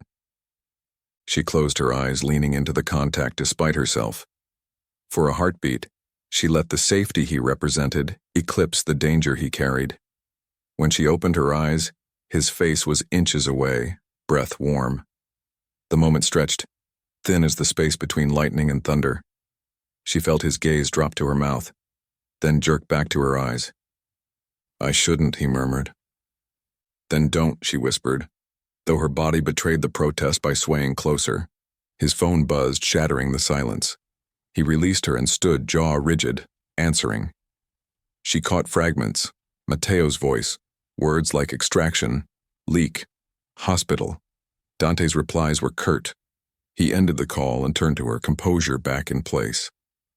"Stay here tonight," he said, "please." She nodded, too drained to resist. As he left to deal with aftermath, she curled on the sofa beneath her grandmother's quilt, still smelling faintly of home. She wasn't sure when exhaustion dragged her under. Hours later, she woke to piano notes drifting through the penthouse, slow minor chords haunting the corridor. Moonlight pooled on marble as she followed the music, pulse quickening with each step. Dante left Elena sleeping beneath the faded quilt and headed for the floor below, where his private office occupied half the level. Glass walls afforded a stark view of the midnight river, but tonight the blinds were drawn. Matteo waited inside, jacket shed, tie loosened, a laptop open on the steel desk. Two other men, Aldo and Ren, stood off to one side, tension telegraphed in the set of their shoulders. The air carried the faint smell of cordite, a reminder of the afternoon's gunfire that even the building's sophisticated ventilation couldn't erase. Matteo looked up as Dante entered. "The bodies have been handled. The site is clean. No civilian video surfaced." "Good," Dante said, voice softer than the rage simmering beneath. He closed the door with deliberate calm. "Tell me about the leak." Matteo turned the laptop, displaying security stills from Memorial staff parking deck. A young respiratory therapist, Brian Hale, badge hanging askew, handed a slim envelope to a courier in a black hoodie. Timestamp: last night 22:30. The next still showed the courier entering a bar known to shelter Ronado foot soldiers. "Hale isn't on payroll," Matteo said, "but he's got gambling debts, a lot of them. We cross-checked. 10,000 owed to Rico Scarpelli, Gianni's collector. Hale started pulling employee rosters 3 weeks ago. He accessed Elena's records yesterday." Dante folded his arms. The marble floor felt colder beneath his shoes than he remembered. You detained him? Quietly, he's in the interview room downstairs, sweating. Dante nodded, gaze flicking to Aldo. Were you at the shootout? Aldo stiffened. Yes, boss. Any sign the Roncados knew Elena would be there today? Unsure, but they rammed the van only after Matteo's sedan was boxed in. Could be coincidence. Could be Hale fed them her errands. Dante considered. Coincidence never echoed this precisely in his universe. Somebody had threaded the needle, his hands curled into fists, but he forced them flat on the desk. Elena's wide eyes as she nearly pulled a trigger haunted him. She shouldn't shoulder the burden of killing to survive him. He turned to Ren. What about inside our own walls? Ren checked his notes. One driver unaccounted for during the ambush window. Thomas Greco, phone off, GPS disabled, reappeared after the shooting claiming tire trouble. His story stinks. Bring him in, Dante said. No bruises where clothes won't cover. That's subtle? Ren asked. The faintest spark of humor surfaced. Dark, always on the edge of violence. Dante's stare snuffed it. Subtle doesn't mean painless. Ren dipped his head and slipped out. Aldo followed. Matteo closed the laptop and leaned back. Exhaustion carved hollows under his eyes. What now? Now we harden every layer. Dante paced behind the desk. Triple teams on Elena, but invisible. If she senses them, you failed. I'll rotate point men. Matteo paused. She held the gun steady, Dante. She was ready. The sentence scraped across Dante's nerves. He pictured Elena's slim hands clutching cold metal, her heartbeat racing because he'd placed her in crosshairs. He wanted to smash something just to feel it break, but he kept pacing. She shouldn't have been forced to choose, he said finally. That ends. Matteo studied him. You're trembling. Dante stopped, glanced at his hands. Indeed, fine tremors danced along tendons. He flexed them open and closed. Adrenaline, he muttered. Or fear. The words settled heavy. Dante's whole life had been carved to avoid fear. He'd learned to greet death with practiced indifference.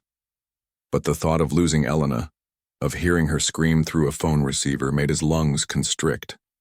He sat on the edge of the desk. I need the rat tonight. I'll handle it, Matteo promised. Use mercy if possible, Dante added, surprising himself. Hale's a fool, not a monster. Matteo raised a brow. Mercy?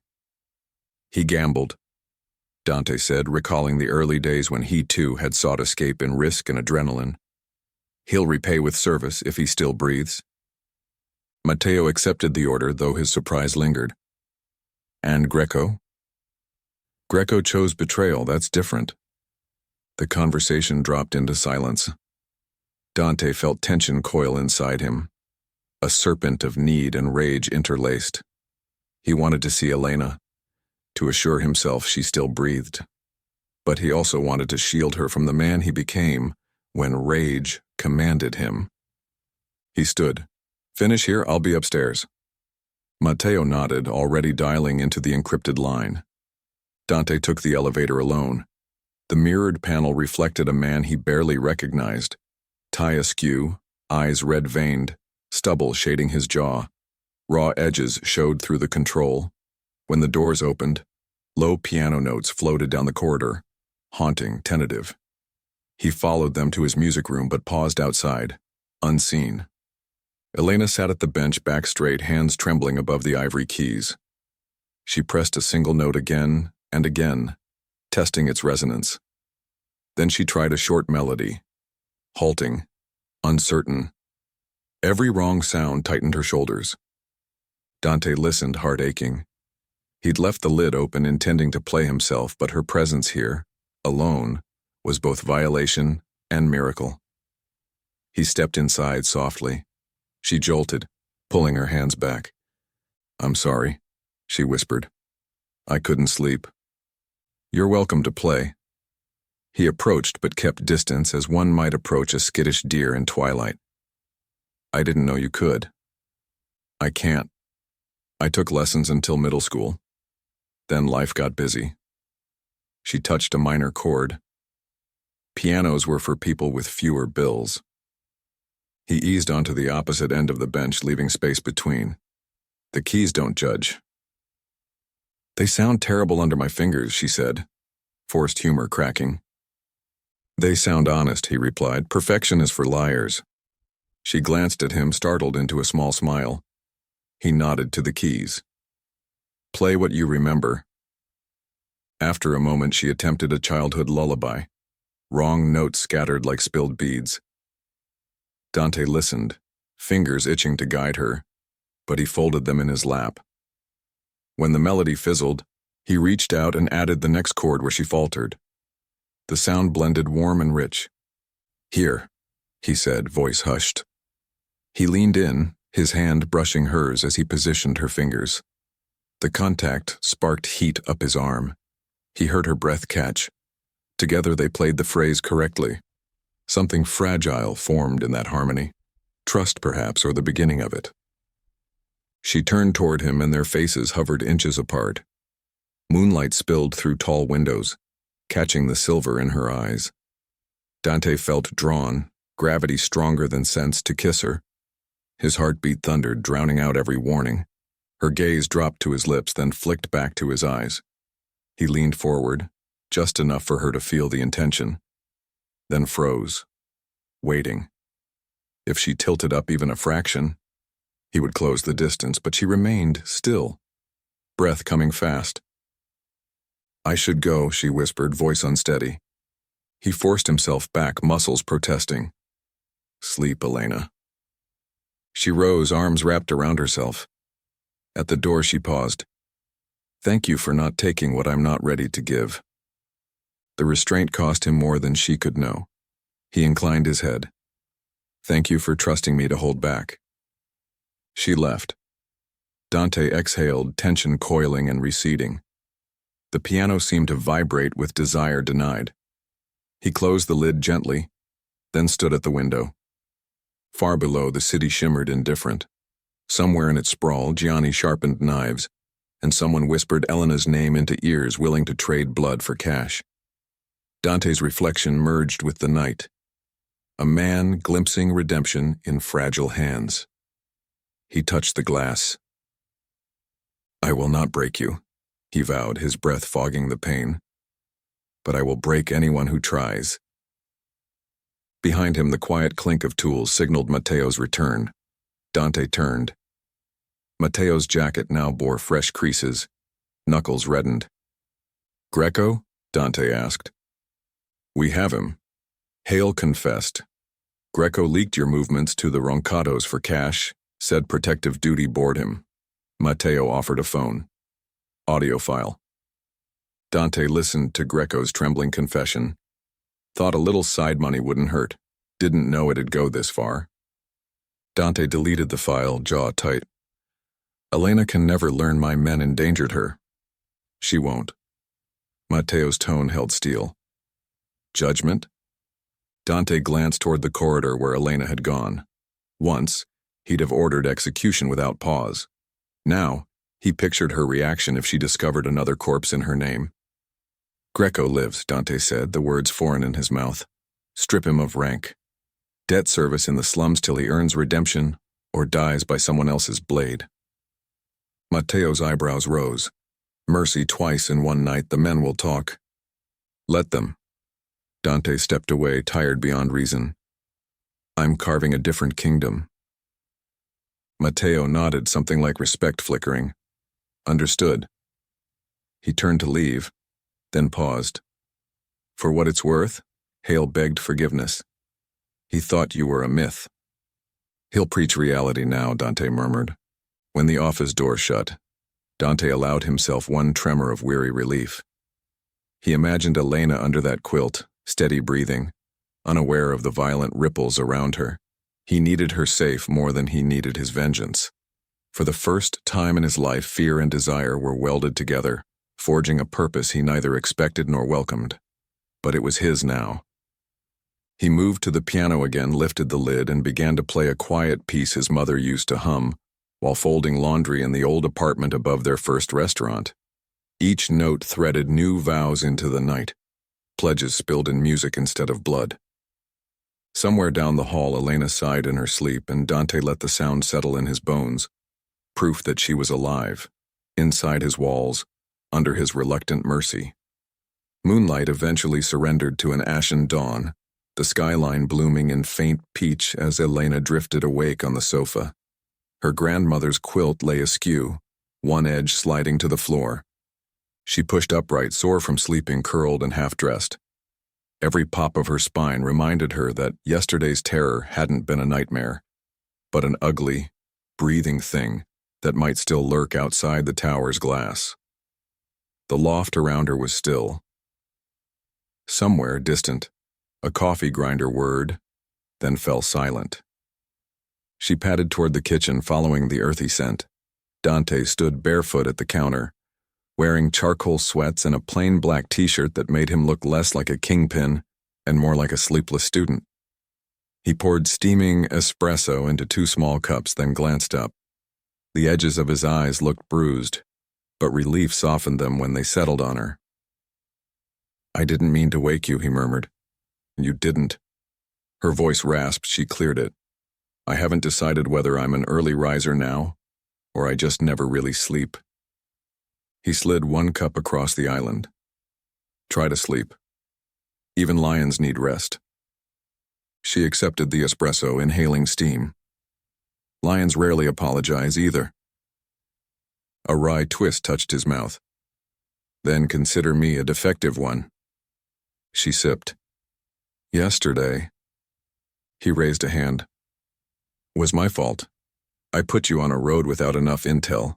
That won't repeat." She studied him over the rim. "You said you'd disarm more cameras, did you?" "Yes, only the external perimeters remain active." He tilted his head, inviting trust. "If you want them all dark, say so. I'll blind myself and take my chances." "No." The word left her lips before she'd weighed it. The image of the black van, guns flashing, crowded in. She swallowed. "External is fine." He nodded as though acknowledging a treaty. "Once the threat eases, I'll take you to see Luca. He's asking daily." Her chest warmed. "I'd like that." An easy silence followed, the kind that lives between 2 people too tired for pretense. She glanced toward the piano room, remembering the near kiss, the hum of tension vibrating like struck strings. He followed her gaze, a faint flush creeping up his neck, but he didn't mention it. "I should shower, pack for the day," she said.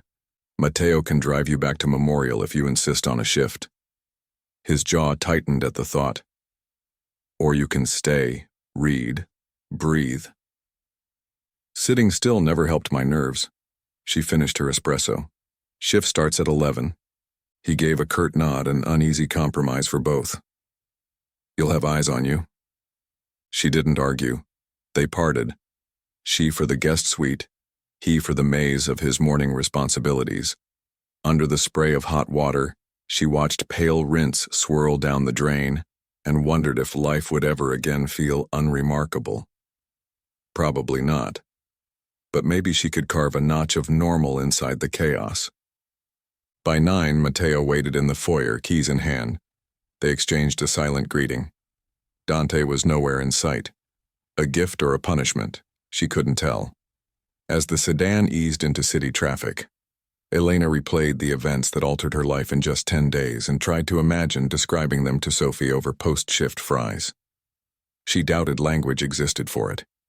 Matteo pulled into the staff garage's upper level, selecting a spot beneath a security camera.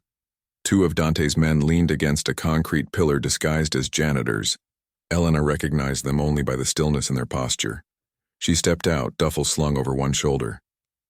"I'll be waiting at the south exit," Matteo said quietly. "Don't vary your route." "I'm a nurse, not a spy. Today, be both." He offered a thin smile, then pulled away. Inside, fluorescent lights cast their usual harsh glow. The smell of antiseptic and chart paper felt like returning oxygen. Sophie caught Elena near the lockers, worry knitting her brow. "You don't answer texts, and then You stroll in like a ghost. What's happening? Elena forced a small smile. Bad family stuff, I'll explain when I can. Sophie's gaze dropped to Elena's duffel, now sporting a bullet scuff. She frowned but accepted the non-answer. You're on triage with me for 6. Mr. Delgado resprained his pride skating with grandkids. Normalcy tugged at Elena like a tired hug. She changed into scrubs, clipped on her badge, and breathed. Elsewhere in the hospital, the night shift bled into day shift. Staff bustled, carts squeaked, monitors chimed. At a far stairwell, Carla Sutton, a billing clerk notorious for side hustles, checked her watch. 10:30, time to deliver. She descended to the underground service dock, clutching a small manila envelope. Rainwater dripped from the loading door where a slim man in a charcoal suit waited. Franco, lieutenant to Gianni Roncato. He flicked a cigarette into a puddle as Carla approached. You said double if it's confirmed, she whispered. Franco showed a row of ivory teeth. Double if it's good. He extended a gloved hand. Carla placed the envelope there, glancing around the cavernous bay. No cameras. She'd made sure of that. Franco cracked the seal, sliding out 2 sheets, Elena Carter's personnel file, and a photocopy of her driver's license. Address, photo, everything. A tremor of excitement rippled through him. He tucked the goods into his coat and produced a fat roll of 20s. Carla reached greedily, but he held it back. Pleasure doing business, he said. You hear of schedule changes, you call the number. She nodded, pocketing the cash. Footsteps echoed near the ramp. Franco slipped into shadow, vanishing between pallets of medical supplies. Carla smoothed her scrubs and hurried up the stairs, telling herself luxuries required risk. Outside, Franco climbed into a dark sedan and dialed. Boss, we have a name and an address. Gianni's gravel voice crackled over the line. Good. Tonight we finish what street bullets couldn't. Franco allowed himself a grim smile. Marino's angel will fall. He ended the call, unaware of the small camera tucked inside a corroded conduit above the dock door, its tiny lens capturing every word. 2 miles away, a technician in Dante's command center watched the feed, blood draining from his face. He hit speed dial. Matteo's phone buzzed as he leaned against the south lot railing, scanning for Elena. One glance at the feed and his pulse spiked. He flicked to Dante's contact. Leak confirmed, he said. They have her name and address. Tonight. Dante's reply was a single command. Lockdown. Matteo pocketed the phone, then straightened as Elena exited the sliding doors. Fatigue etched across her features. He offered a reassuring nod but felt dread coil inside. Tonight's moon would rise over sharpened knives, and only one wrong breath stood between protection and tragedy. The first warning was Matteo's voice, low and urgent, traveling through the penthouse like a tremor. Elena paused halfway down the hall, fingers wrapped around a mug of chamomile she'd made to quiet her nerves. Matteo's words filtered from Dante's office, clipped and fast. Surveillance flags, multiple heat signatures, sub-basement breach. She crept closer, every heartbeat a hammer against her ribs. Dante's reply came, quieter but edged with steel. How long? 7, maybe 8 minutes, service elevator only. Ground lobby secure, but they bypassed 2 checkpoints. Johnny's last hand. Dante's sigh sounded like a blade, leaving its sheath. Lock the penthouse. Trigger silent evac routes for staff. Elena set her mug on a console, the porcelain clinking far too loud. The men turned. Anxiety flared in Matteo's gray eyes. Dante's expression shuddered, but not before she saw naked fear. What's happening? She demanded. Dante crossed the room in 3 strides, hands settling gently on her shoulders. Trouble downstairs. Nothing you haven't already survived. Don't downplay this, you're scared. She pushed past him into the office where blueprints glowed across a wall screen, red dots climbing a shaft toward their floor. They're coming here. Matteo keyed commands, internal doors grinding shut, somewhere deep in the building. We can hold them, boss. Reinforced glass, 20 armed guards on standby. You said 7 minutes, Dante reminded, voice flat. Johnny won't waste bullets on guards. He'll go for civilians, create leverage. Elena stepped between them. I'm not hiding in a closet while people bleed for me. Dante's jaw flexed. You'll stay alive, that's all that matters. Her pulse roared. If I'm cowering, Luca's angel becomes a ghost, I'd rather fight. The words stunned even her, but conviction steadied her spine. Dante searched her face, then opened a cabinet concealed behind a painting. A pistol in a velvet recess, sleek and matte black. He racked the slide, checked the chamber, then offered it, butt first. Safety here. Squeeze steady. Aim center mass. She accepted the weight, familiar now, yet no less frightening. You taught me once already. I prayed you'd never use it. His thumb brushed her knuckles. Listen carefully. If they breach this floor, Matteo and I will funnel them away from you. And if someone slips through, you shoot. Raw honesty burned in his eyes. Because I won't survive losing you.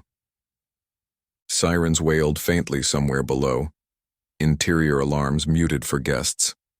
Matteo activated security panels. Steel shutters descended across floor-to-ceiling windows, turning dawn light into cold slits. Dante strapped a second gun at his hip and handed another to Matteo.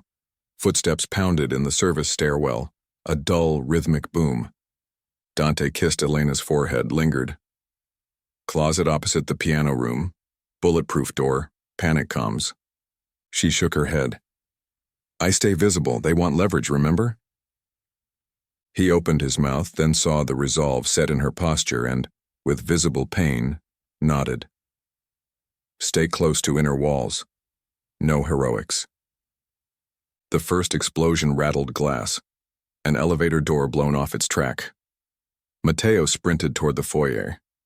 Dante followed, motioning 2 guards into flanking positions. Elena forced herself toward the library alcove, gun raised the way Dante taught, arms out, elbows soft, finger resting beside the trigger guard. Her breath came fast but controlled, counting in, counting out, just like calming a code blue patient. Automatic fire echoed down the corridor, brittle and metallic. She flinched, flattened behind a marble column. Adrenaline sharpened every sound. Shell casings pinging tile, curses in Italian, the muffled thud of a body hitting floor. Her mind supplied faces to the violence, Matteo's calm focus, Dante's silver dark gaze. Glass shattered. Dust billowed. She pivoted toward the noise. A figure burst through the smoke. Franco. He wore body armor, eyes wild and intent. He spotted her instantly, lips peeling back in a grin. No more hiding, pretty nurse. She aimed. He lunged, knocking her wrist. The shot scorched the ceiling. Pain jolted her arm. He grabbed her throat, forcing her against a bookshelf, gun barrel digging into her ribs. You're costing us a fortune, he hissed. She gasped, vision narrowing. Fear flashed, then anger. She kneed him hard in the groin. His grip loosened. She slammed her forehead into his nose. Cartilage crunched. He howled, staggering back. She raised the pistol with both hands, sighted his shoulder, and fired. The recoil slammed her palms. Franco spun, blood spraying from his upper arm. He fumbled for his weapon, but she shouted, "Drop it!" Her voice cracked but carried authority born of trauma bays and triage tents. He hesitated. Then Dante's silhouette filled the doorway, pistol leveled. 2 shots thudded into Franco's vest, knocking him flat. A third punched through his thigh. Franco screamed, rolling, weapon skittering away. Silence crashed down, abrupt and ringing. Dante strode forward, eyes murderous. Elena's gun trembled in her grasp. He crouched, checked Franco's pulse, then glanced up at her. You okay? She nodded, throat raw. I'm fine. Matteo's voice crackled over comms. Floor secure. Survivors subdued. Dante rose, holstering his pistol before gently prying hers from stiff fingers. He set it on a shelf, then pulled her into his arms. She sagged against him, adrenaline draining, tears stinging unbidden. "It's over," he whispered, pressing his cheek to her hair. "You did everything right." Franco groaned. Dante turned her away, shielding her from the sight. More guards arrived, zip-tying the wounded intruder. Matteo entered. Blood splattered on his sleeve, but none of it his. He nodded grimly. "Gianni's down 2 captains, the rest retreated." Dante kept his arm wrapped around Elena. "Have medical treat him, then lock him where he can feel the pain." Franco spat blood, glaring up. "You'll lose everything for her." Dante's gaze chilled. "I'd burn everything for her." Franco laughed raggedly. "She'll drown in your fire." Dante didn't answer.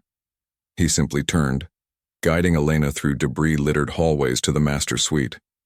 Once the door shut, the penthouse felt eerily still. Dust motes drifted in slanted light, settling on shattered frames and overturned furniture. Elena's legs buckled. She slid to the floor, back against the wall. The gunshot echoed in her bones long after silence claimed the room. Dante knelt, cradling her hands. They shook violently. He pressed them to his lips. "I should never have put a weapon in them. If you hadn't, I'd be dead." She managed a shaky inhale. Or worse. He examined her neck where bruises bloomed from Franco's fingers, eyes darkening with self-loathing. "I failed. You fought for me." Tears welled hot. "You believed I could fight too." Footsteps approached, Matteo again, voice softer now. "Franco's stable. Police en route for cleanup." Dante nodded. "Good. Seal the floor. No reporters." Matteo's gaze swept Elena, respectful. "Ambulance for her?" "I'm fine," she said, surprising them both with the steadiness. "Just need water." Matteo departed. Dante helped her stand, guiding her to the ensuite where he gently cleaned a cut on her forearm with antiseptic. His hands, usually so sure, trembled. "I've spilled oceans of blood," he murmured, dabbing softly. "But seeing yours, never again." She laid her hand over his. "Then we keep each other alive." He looked up, vulnerability naked in his eyes. "Who am I when no one's watching?" "Stay," she whispered. "Let's find out together." Dante wrapped a soft blanket around Elena's shoulders before leading her through the quiet halls toward the hidden freight elevator that rose directly to the roof. Every step echoed with the memory of gunshots, but the elevator's hum eased some of the noise inside her head. When the door slid open, a rush of cool night air greeted them, carrying a scent of wet stone and ozone. The city below flickered with rotating blue lights where emergency vehicles still crawled along the avenues, but up here the sky stretched wide and mercifully clear. A crescent moon balanced on the skyline like a silver smile, unconcerned, timeless. Elena breathed deeply, letting the cold sting her lungs. Dante stayed close but gave her space, leaning his forearms on the parapet, head bowed as if he could press his thoughts into the concrete. She watched his shoulders rise and fall with deliberate control. In the city's glow, his profile looked carved from something ancient, more myth than man. But when he turned, his eyes were all too human, red-rimmed, glassy with the fear he would never show anyone else. "I brought you up here to prove the world still exists," he said, voice low. "Sometimes I forget it does." Elena joined him at the ledge, blanket tugged tight around her. "You live 30 floors above everyone. It must be easy to think life is only what fits inside the walls you build." "Walls are simpler than people," he admitted. "They don't bleed when they're breached." She studied his hands. They shook faintly against the stone, smudged with dried blood and ash. "How badly are you hurt?" "Surface wounds. Matteo fussed over them on the way up. I healed faster before I met you." His attempt at humor broke on a rough exhale. "Now every bruise reminds me it could have been you." Elena brushed her fingers over his knuckles. "I hurt too, inside. But I'd rather hurt beside someone who cares than heal alone." He closed his eyes. I care more than I should, more than I know how to handle. Then tell me something real, something you've never said under a roof full of cameras. Dante stared at her uncertain. The city wind whipped his hair across his forehead. After a long moment he spoke, barely above a whisper. My mother used to sing while making breakfast. Songs from Sicily, careless melodies she learned from her grandmother. I forgot them after she died. This morning, when you were still asleep, I tried to hum one while I cleaned the kitchen. The notes were gone, but the memory of her voice came back. You brought that. Elena felt tears prick. I lost someone too. Not a parent, but a patient I couldn't save. I thought if I worked harder, stayed longer, I could beat death. Tonight reminded me I can't, but I can choose how I live with the fear. He turned fully toward her, moonlight reflecting in his eyes. How do you want to live with it? By facing it, not letting it own me. She let the blanket slip from her shoulders, stepping closer. By deciding who's worth the risk. Dante's breath hitched. You decide, and I follow. She lifted a hand to his chest where his heart thundered. Tell me the truth. All of it. He covered her hand with his. The truth is ugly. I took my first life at 15. The man threatened Luca, and I pulled the trigger before I learned how to shave. I still have nightmares where Luca is screaming for me and I can't fire fast enough. Elena flinched at the raw confession but didn't pull away. And why tell me now? Because I've never asked forgiveness and never planned to. Tears welled, surprising him. But when you look at me, I want to be more than what I did. She rose on her toes, pressing a soft kiss to the corner of his mouth. Just a breath of warmth. He froze, as if the gentleness stunned him more than violence ever could. She whispered, Then show me. Dante's restraint snapped like dry bark. He cupped her face, brushing noses, lips hovering over hers. I will break before I break you, he murmured. Elena closed the distance mouth to mouth, slow and exploring, tasting salt and adrenaline. The city disappeared, sirens faded. The universe narrowed to the slide of lips and the gulp of breath they shared. Dante's hands threaded into her hair, then fell to her waist, gliding down her hips as though mapping a prayer. She pressed against him, heat coiling low in her belly, fear melting into want. They broke apart only when the rooftop door banged open. Matteo stepped out, breath fogging. Sorry, he said, embarrassed. Medical team needs clearance to remove bodies. Also 2 news choppers hovering. Dante exhaled shakily. Handle it. 10-minute hold, then release a statement. Blame Gianni's splinter cell. Keep Elena's name out of everything. Already done. Matteo retreated, closing the door with a muted click.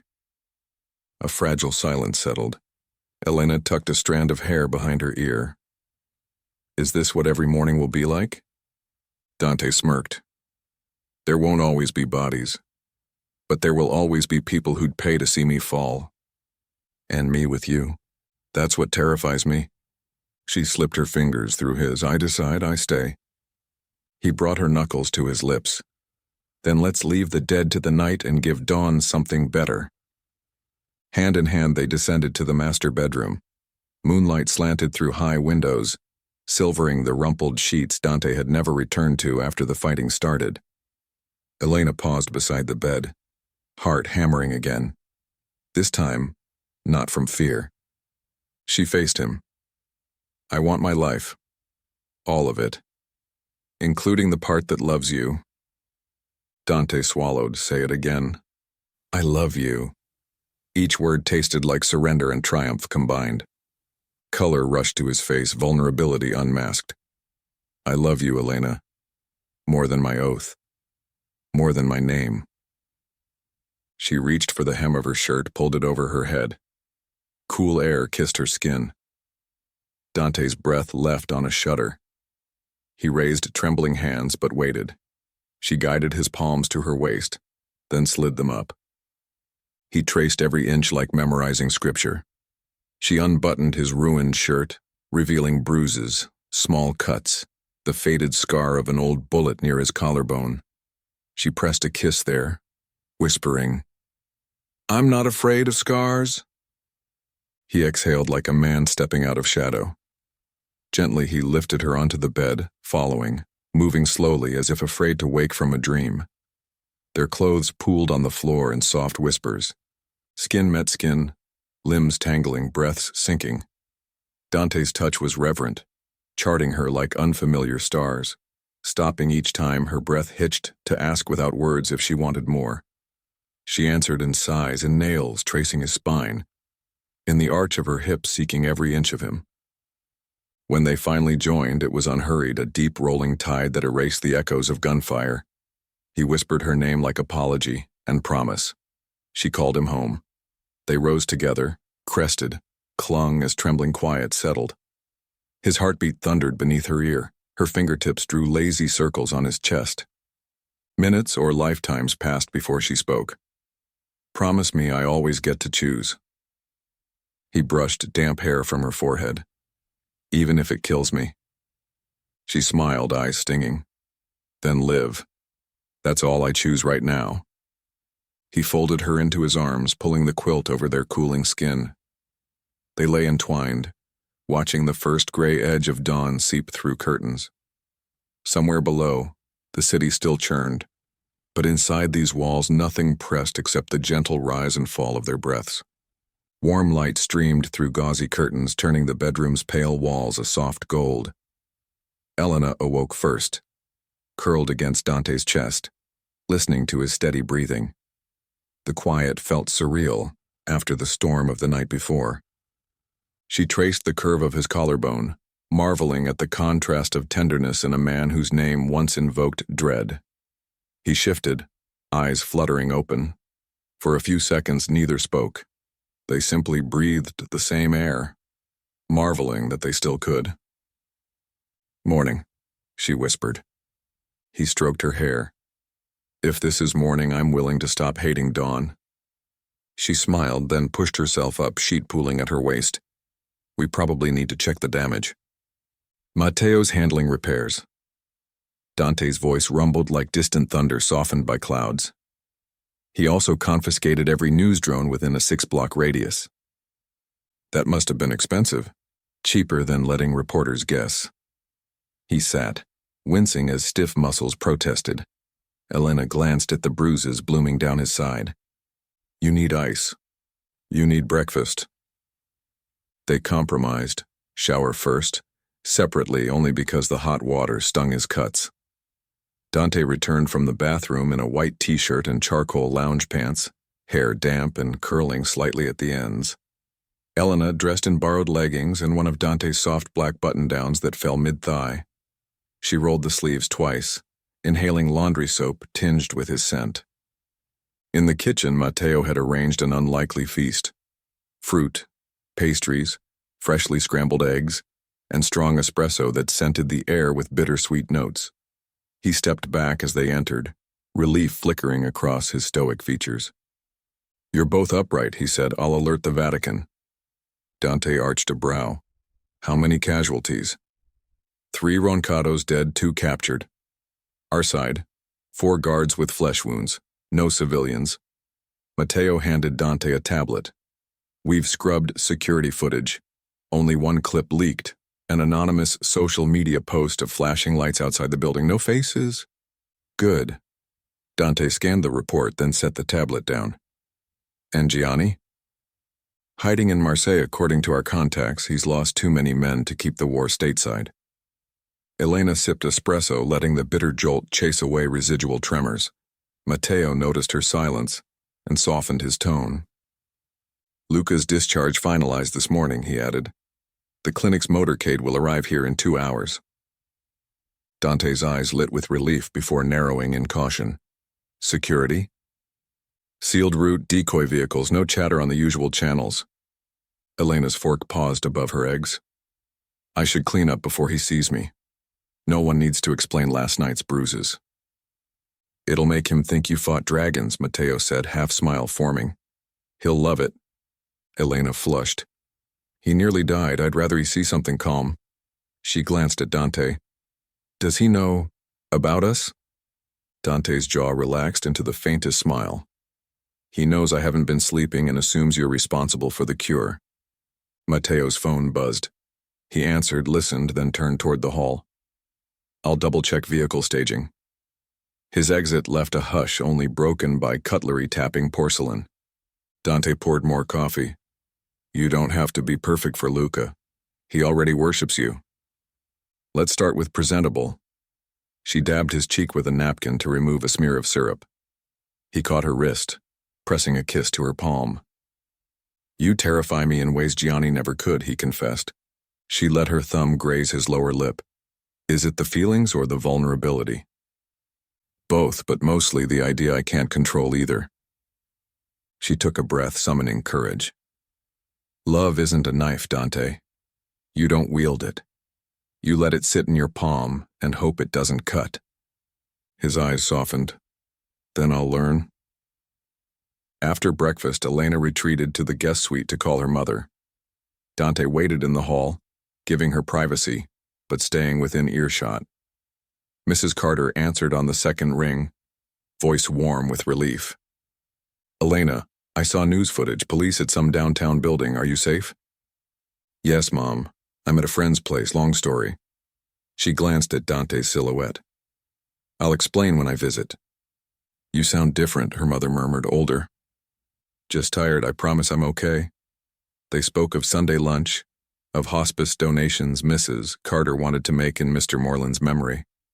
Elena agreed to help organize the paperwork. When she ended the call, she found Dante waiting, gratitude simmering behind his eyes. Thank you for not mentioning me, he said, and she'll meet you when things are boring. May take decades, he deadpanned. She kissed his cheek and went to find a hairbrush. 2 hours later, the private elevator chimed. Matteo entered first, scanning corners though every guard had been vetted. Behind him, Luca navigated a wheelchair, insisting he could walk but relenting because his surgeon threatened to staple him to the seat. His face was pale, but his eyes shone with mischievous warmth. A nurse pushed the chair, smiling. Elena stood frozen in the foyer doorway. Luca's gaze locked on her, and a grin split his face. There's my angel. Tears welled before she could speak. She hurried forward, kneeling beside the chair. Luca grabbed her hand, squeezing with surprising strength. You look different standing up, he joked, voice still scratchy from trauma.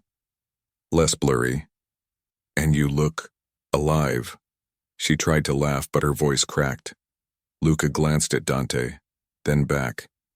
You saved me. Again last night, from what Matteo tells me. Franco's nose is crooked. He winked. That was your brother, Elena said, glancing at Dante. He flushed under the praise. Luca sighed theatrically. Always stealing my spotlight. Dante crouched, resting a hand on Luca's shoulder. You are the spotlight.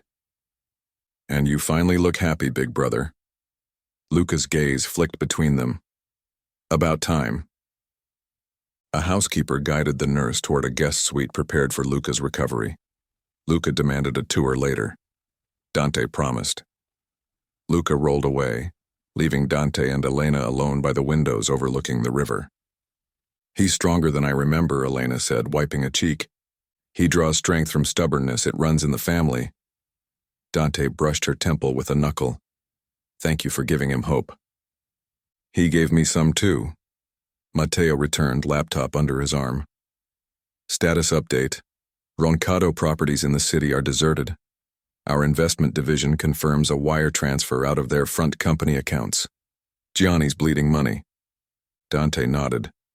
Let him flee, we hold our ground. His eyes met Elena's. We have other grounds to tend. Matteo hesitated. One more thing. He produced a small velvet box and handed it to Dante discreetly. Found in your father's vault during cleanup last year. You never opened it. With a nod to Elena, he withdrew. Dante weighed the box, fingers tense. He kept nothing sentimental. I assumed it was jewelry for some mistress. He snapped the clasp. Inside lay a single key, antique brass, ornate bow etched with swirling vines. "What does it open?" Elena asked. "I don't know." He turned the key over. Tiny script ran along one edge. Misericordia. Mercy. Elena closed his fingers around it. Maybe your father hid something good. Maybe some doors stay locked until the right hands find them. Dante stared at the object as if it might transform. Finally, he set it on the console table, exhaling. "Later. I have something else for you." He pulled a modern keycard from his pocket, sleek, embossed with the penthouse's crest. He extended it delicately.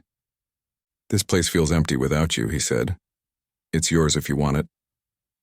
Elena accepted the card, weighing its heft. She walked to the balcony doors, opened them, and tossed the keycard into the open air. It tumbled in sunlight, catching a glint before vanishing toward the river below. Dante's breath caught. She turned. "Doors are invitations, not cages. If I belong here, I don't need a key." Shock melted into a grin that crinkled his eyes. Before he could move, she crossed the room, grasped his lapel, and kissed him. He laughed against her mouth, low and delighted. Matteo reappeared, saw them, and retreated quietly, shaking his head with fond exasperation. They pulled apart only when Luca hollered from down the hall. "Is brunch happening, or do I have to fake another cardiac arrest?" Dante chuckled. "He takes after me." Elena swatted his shoulder. "You had lived that line at age 5? I masterminded a playground takeover." "Brunch?" Luca called again, banging something metal against the doorframe for effect. Elena laughed. "Let's feed your patient." Dante offered his arm. She linked hers through it, and together they walked toward the kitchen, footsteps sinking.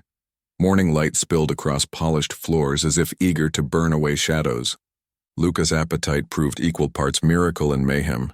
Within minutes he abandoned the wheelchair, bracing himself against the island to reach an untouched plate of pancetta. The nurse objected.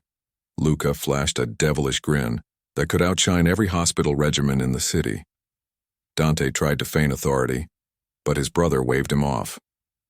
"Bed rest means resting in the room with the best food," Luca declared, biting into crispy bacon. Elena watched Dante roll his eyes, an expression that lived somewhere between exasperation and adoration. She joined Luca opposite the island, sliding a bowl of berries toward him. "Protein and vitamins," she said, "a saint and a drill sergeant." Luca obeyed, popping raspberries dramatically into his mouth. "Your halo's still crooked." She chose a stool. "After last night, it's probably singed too." Luca's gaze softened. "Matteo told me you faced Franco alone." "I wasn't alone. Dante was inches away." "Still." Luca studied her. "You saved me twice now. Maybe it's my turn. Anything you need, say the word." Dante, leaning nearby, stilled.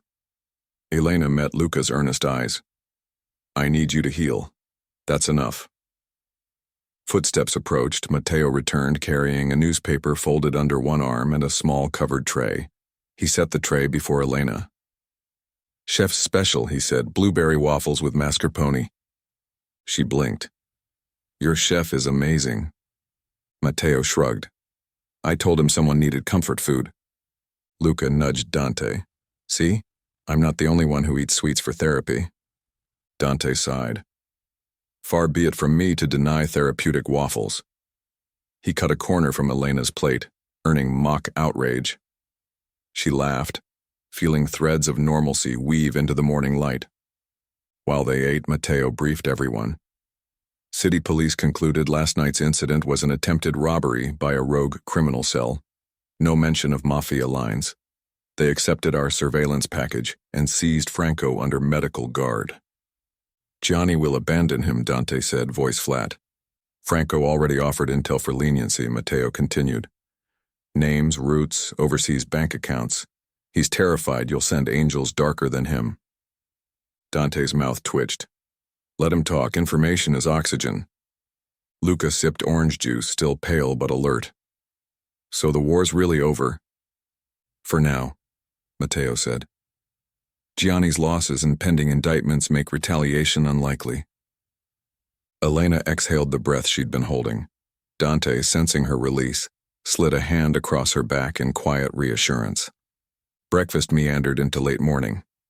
Luca entertained them with exaggerated tales of hallucinations in the ICU, nurses sprouting wings, Dante singing opera.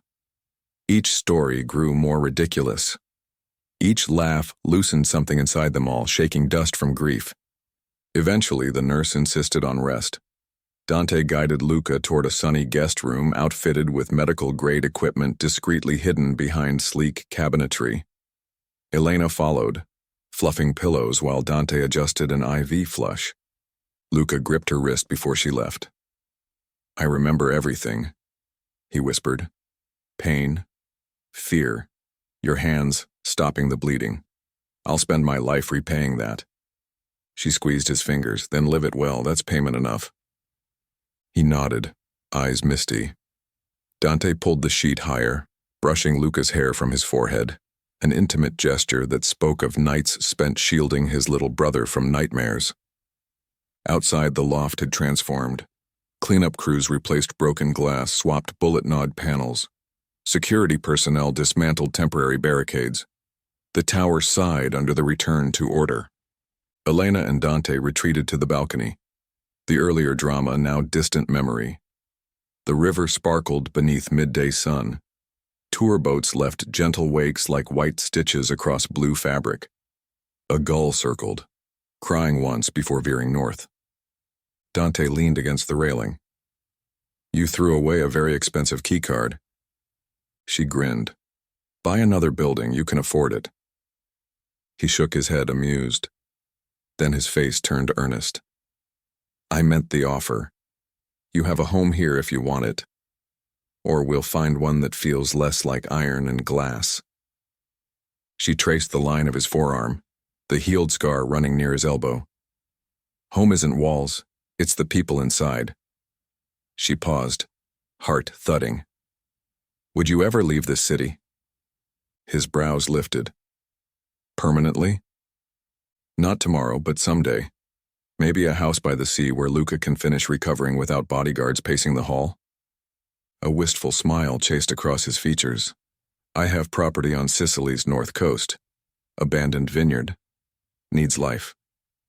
"Then maybe that's our key," she said, nodding to the antique brass still resting on the console by the window. "Unlock something old. Make it new." He considered, hope flickering. "And your mother?" "Flights exist," Elena laughed, "though she'll complain about salt in her hair." He stroked her cheek, thumb finding a faint bruise. "She'll see a kinder version of me by then. She'll see a man who loves her daughter, that's enough." Elena peered into his eyes. "Would you meet her? Lunch on Sunday?" Tension shadowed his face. "She'll know what I am. She'll know who you are. Leave the past at the door, bring flowers, answer her questions. Honesty is less frightening than rumor." He inhaled slowly. "For you, yes." They fell quiet, letting the promise settle. Below, the city's midday symphony, horns, shouts, distant jackhammers, felt oddly comforting, proof the world spun regardless of last night's violence. Dante straightened as though making an internal decision. "Come with me." He led her back inside, past the piano room to a rarely used study lined with dusty ledgers. In one corner sat a vintage record player. He flipped through vinyl sleeves until he found one pressed in Italy decades earlier. Ballads sung in Sicilian dialect. "My mother's favorite album," he said, lowering the needle. Warm static crackled. Then soft guitar chords spilled into the air, joined by a woman's smoky alto. The music smelled like olive groves and sunset. Dante offered his hand. Elena accepted, letting him draw her into a slow sway. His palm rested at her waist, her head cushioned against his shoulder. They moved in small circles, shoes whispering over polished hardwood. Memories he'd shared on the roof surfaced in whispers, threading through the melody. Elena closed her eyes, letting the song uphold them. Halfway through he murmured, "This voice raised us, I almost forgot its sound. She smiled. She'd be proud of her sons. I hope so. He kissed the crown of her head. She valued mercy more than power. I lost that lesson until you reminded me. They danced through the record's final notes. When silence descended, he didn't release her immediately. Instead, he rested his forehead against hers. I have another confession, he said quietly. She arched a brow. At this rate, I should start a ledger. The day I first saw you wasn't the alley, he admitted. I'd visited Luca at Memorial a week earlier. You were comforting a crying child, singing off-key to distract him while a doctor set his broken arm. You never saw me, but something in your laugh cut through months of rage. I thought, if people like her still exist, maybe I'm not beyond saving. Her heart squeezed. Why didn't you speak to me then? Blood on my hands, vengeance in my eyes, I feared you'd see the devil and run. It took fate and bullets to push us together. She cupped his face. Fate has strange bedside manners. A knock interrupted. Matteo stepped in, clearing his throat. Guest at the lobby desk claims relation to Elena. She's small, polite, and carrying a large casserole. Elena's eyes widened. Mom? Dante's composure cracked. Now? Matteo nodded. She insisted you'd forget to eat vegetables. Security cleared her. No weapons, just a recipe for lasagna. Elena's nerves tangled with amusement. I guess Sunday lunch came early. Dante exhaled. Then let's meet her together. He offered his arm. She looped hers through, heart pounding. They took the private elevator to the lobby. Mrs. Carter waited beside a fountain, holding a covered Pyrex dish and a tote of Tupperware. She wore navy slacks and a floral blouse, gray streaks in her clipped hair. Her worried expression eased when she spotted her daughter. Elena. She set the casserole on a bench and rushed forward. They embraced, relief shaking them both. Mrs. Carter drew back, studying Elena's face for bruises. Then her attention snapped to Dante. She straightened, eyes narrowing.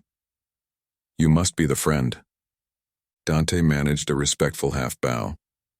Dante Marino, ma'am. Marino. She tested the name's weight. I did some reading. Elena's pulse skittered. Dante nodded. Then you know I'm trying to be better than my reputation. Mrs. Carter's gaze flicked to Elena, checking for silent pleas, then back. Trying counts, but actions count more. She offered her hand. Dante shook it, gentle grip. She lifted the casserole. I expect both of you to eat. Stress burns calories.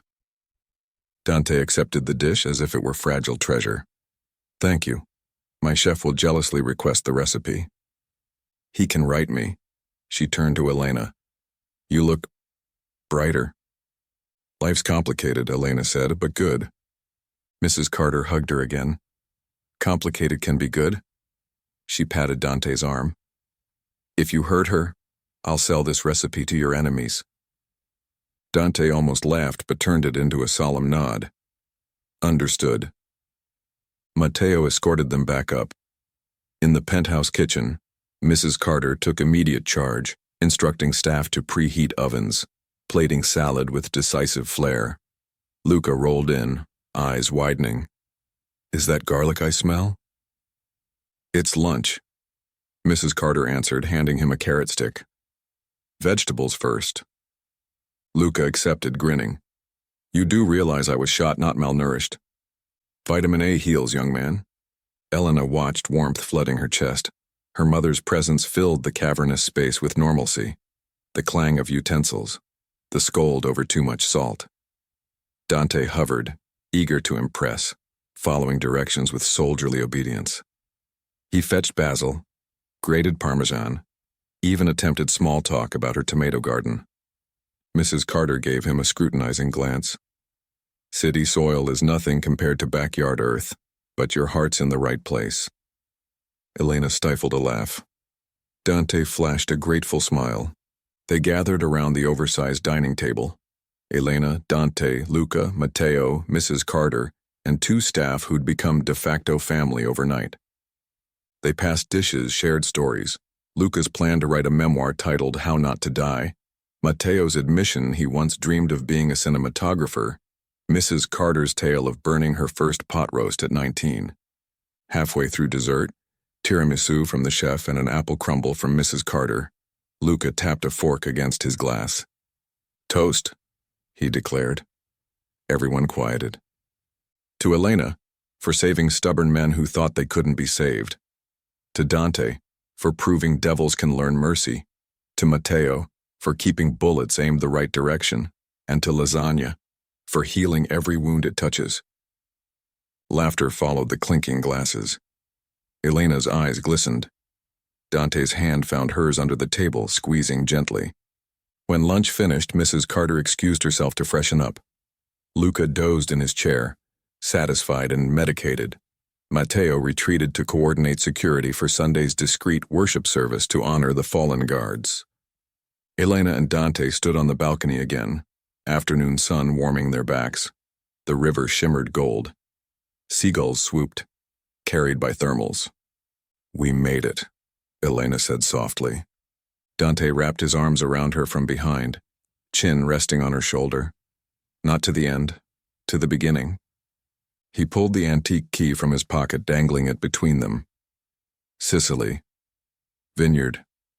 Vineyards need caretakers. And caretakers need purpose, she replied. She took the key, held it up to catch sunlight. Brass blazed, etching misericordia into their vision. She slipped it into her necklace chain, letting it rest over her heart. "Someday," she promised, "but tonight let's just watch the river." They stood in silence, sharing the sweep of wind and water. Light slanted lower, gilding skyscrapers, turning windows to tiny suns. Elena leaned back against him, heartbeat syncing with his steady drum. The city below bustled, life roared on, but above it all they carved a pocket of stillness, an ordinary miracle wrought from violence and mercy. Dante kissed her hair. "Even angels fall," he whispered. She turned, rising on her toes to kiss him. "But mine didn't fall alone," she murmured against his lips. Far below, waves lapped the stone embankment. The discarded keycard bobbed once, caught the last shred of sun, then sank, vanishing beneath the glittering surface as two silhouettes melded into one against the brightening dusk.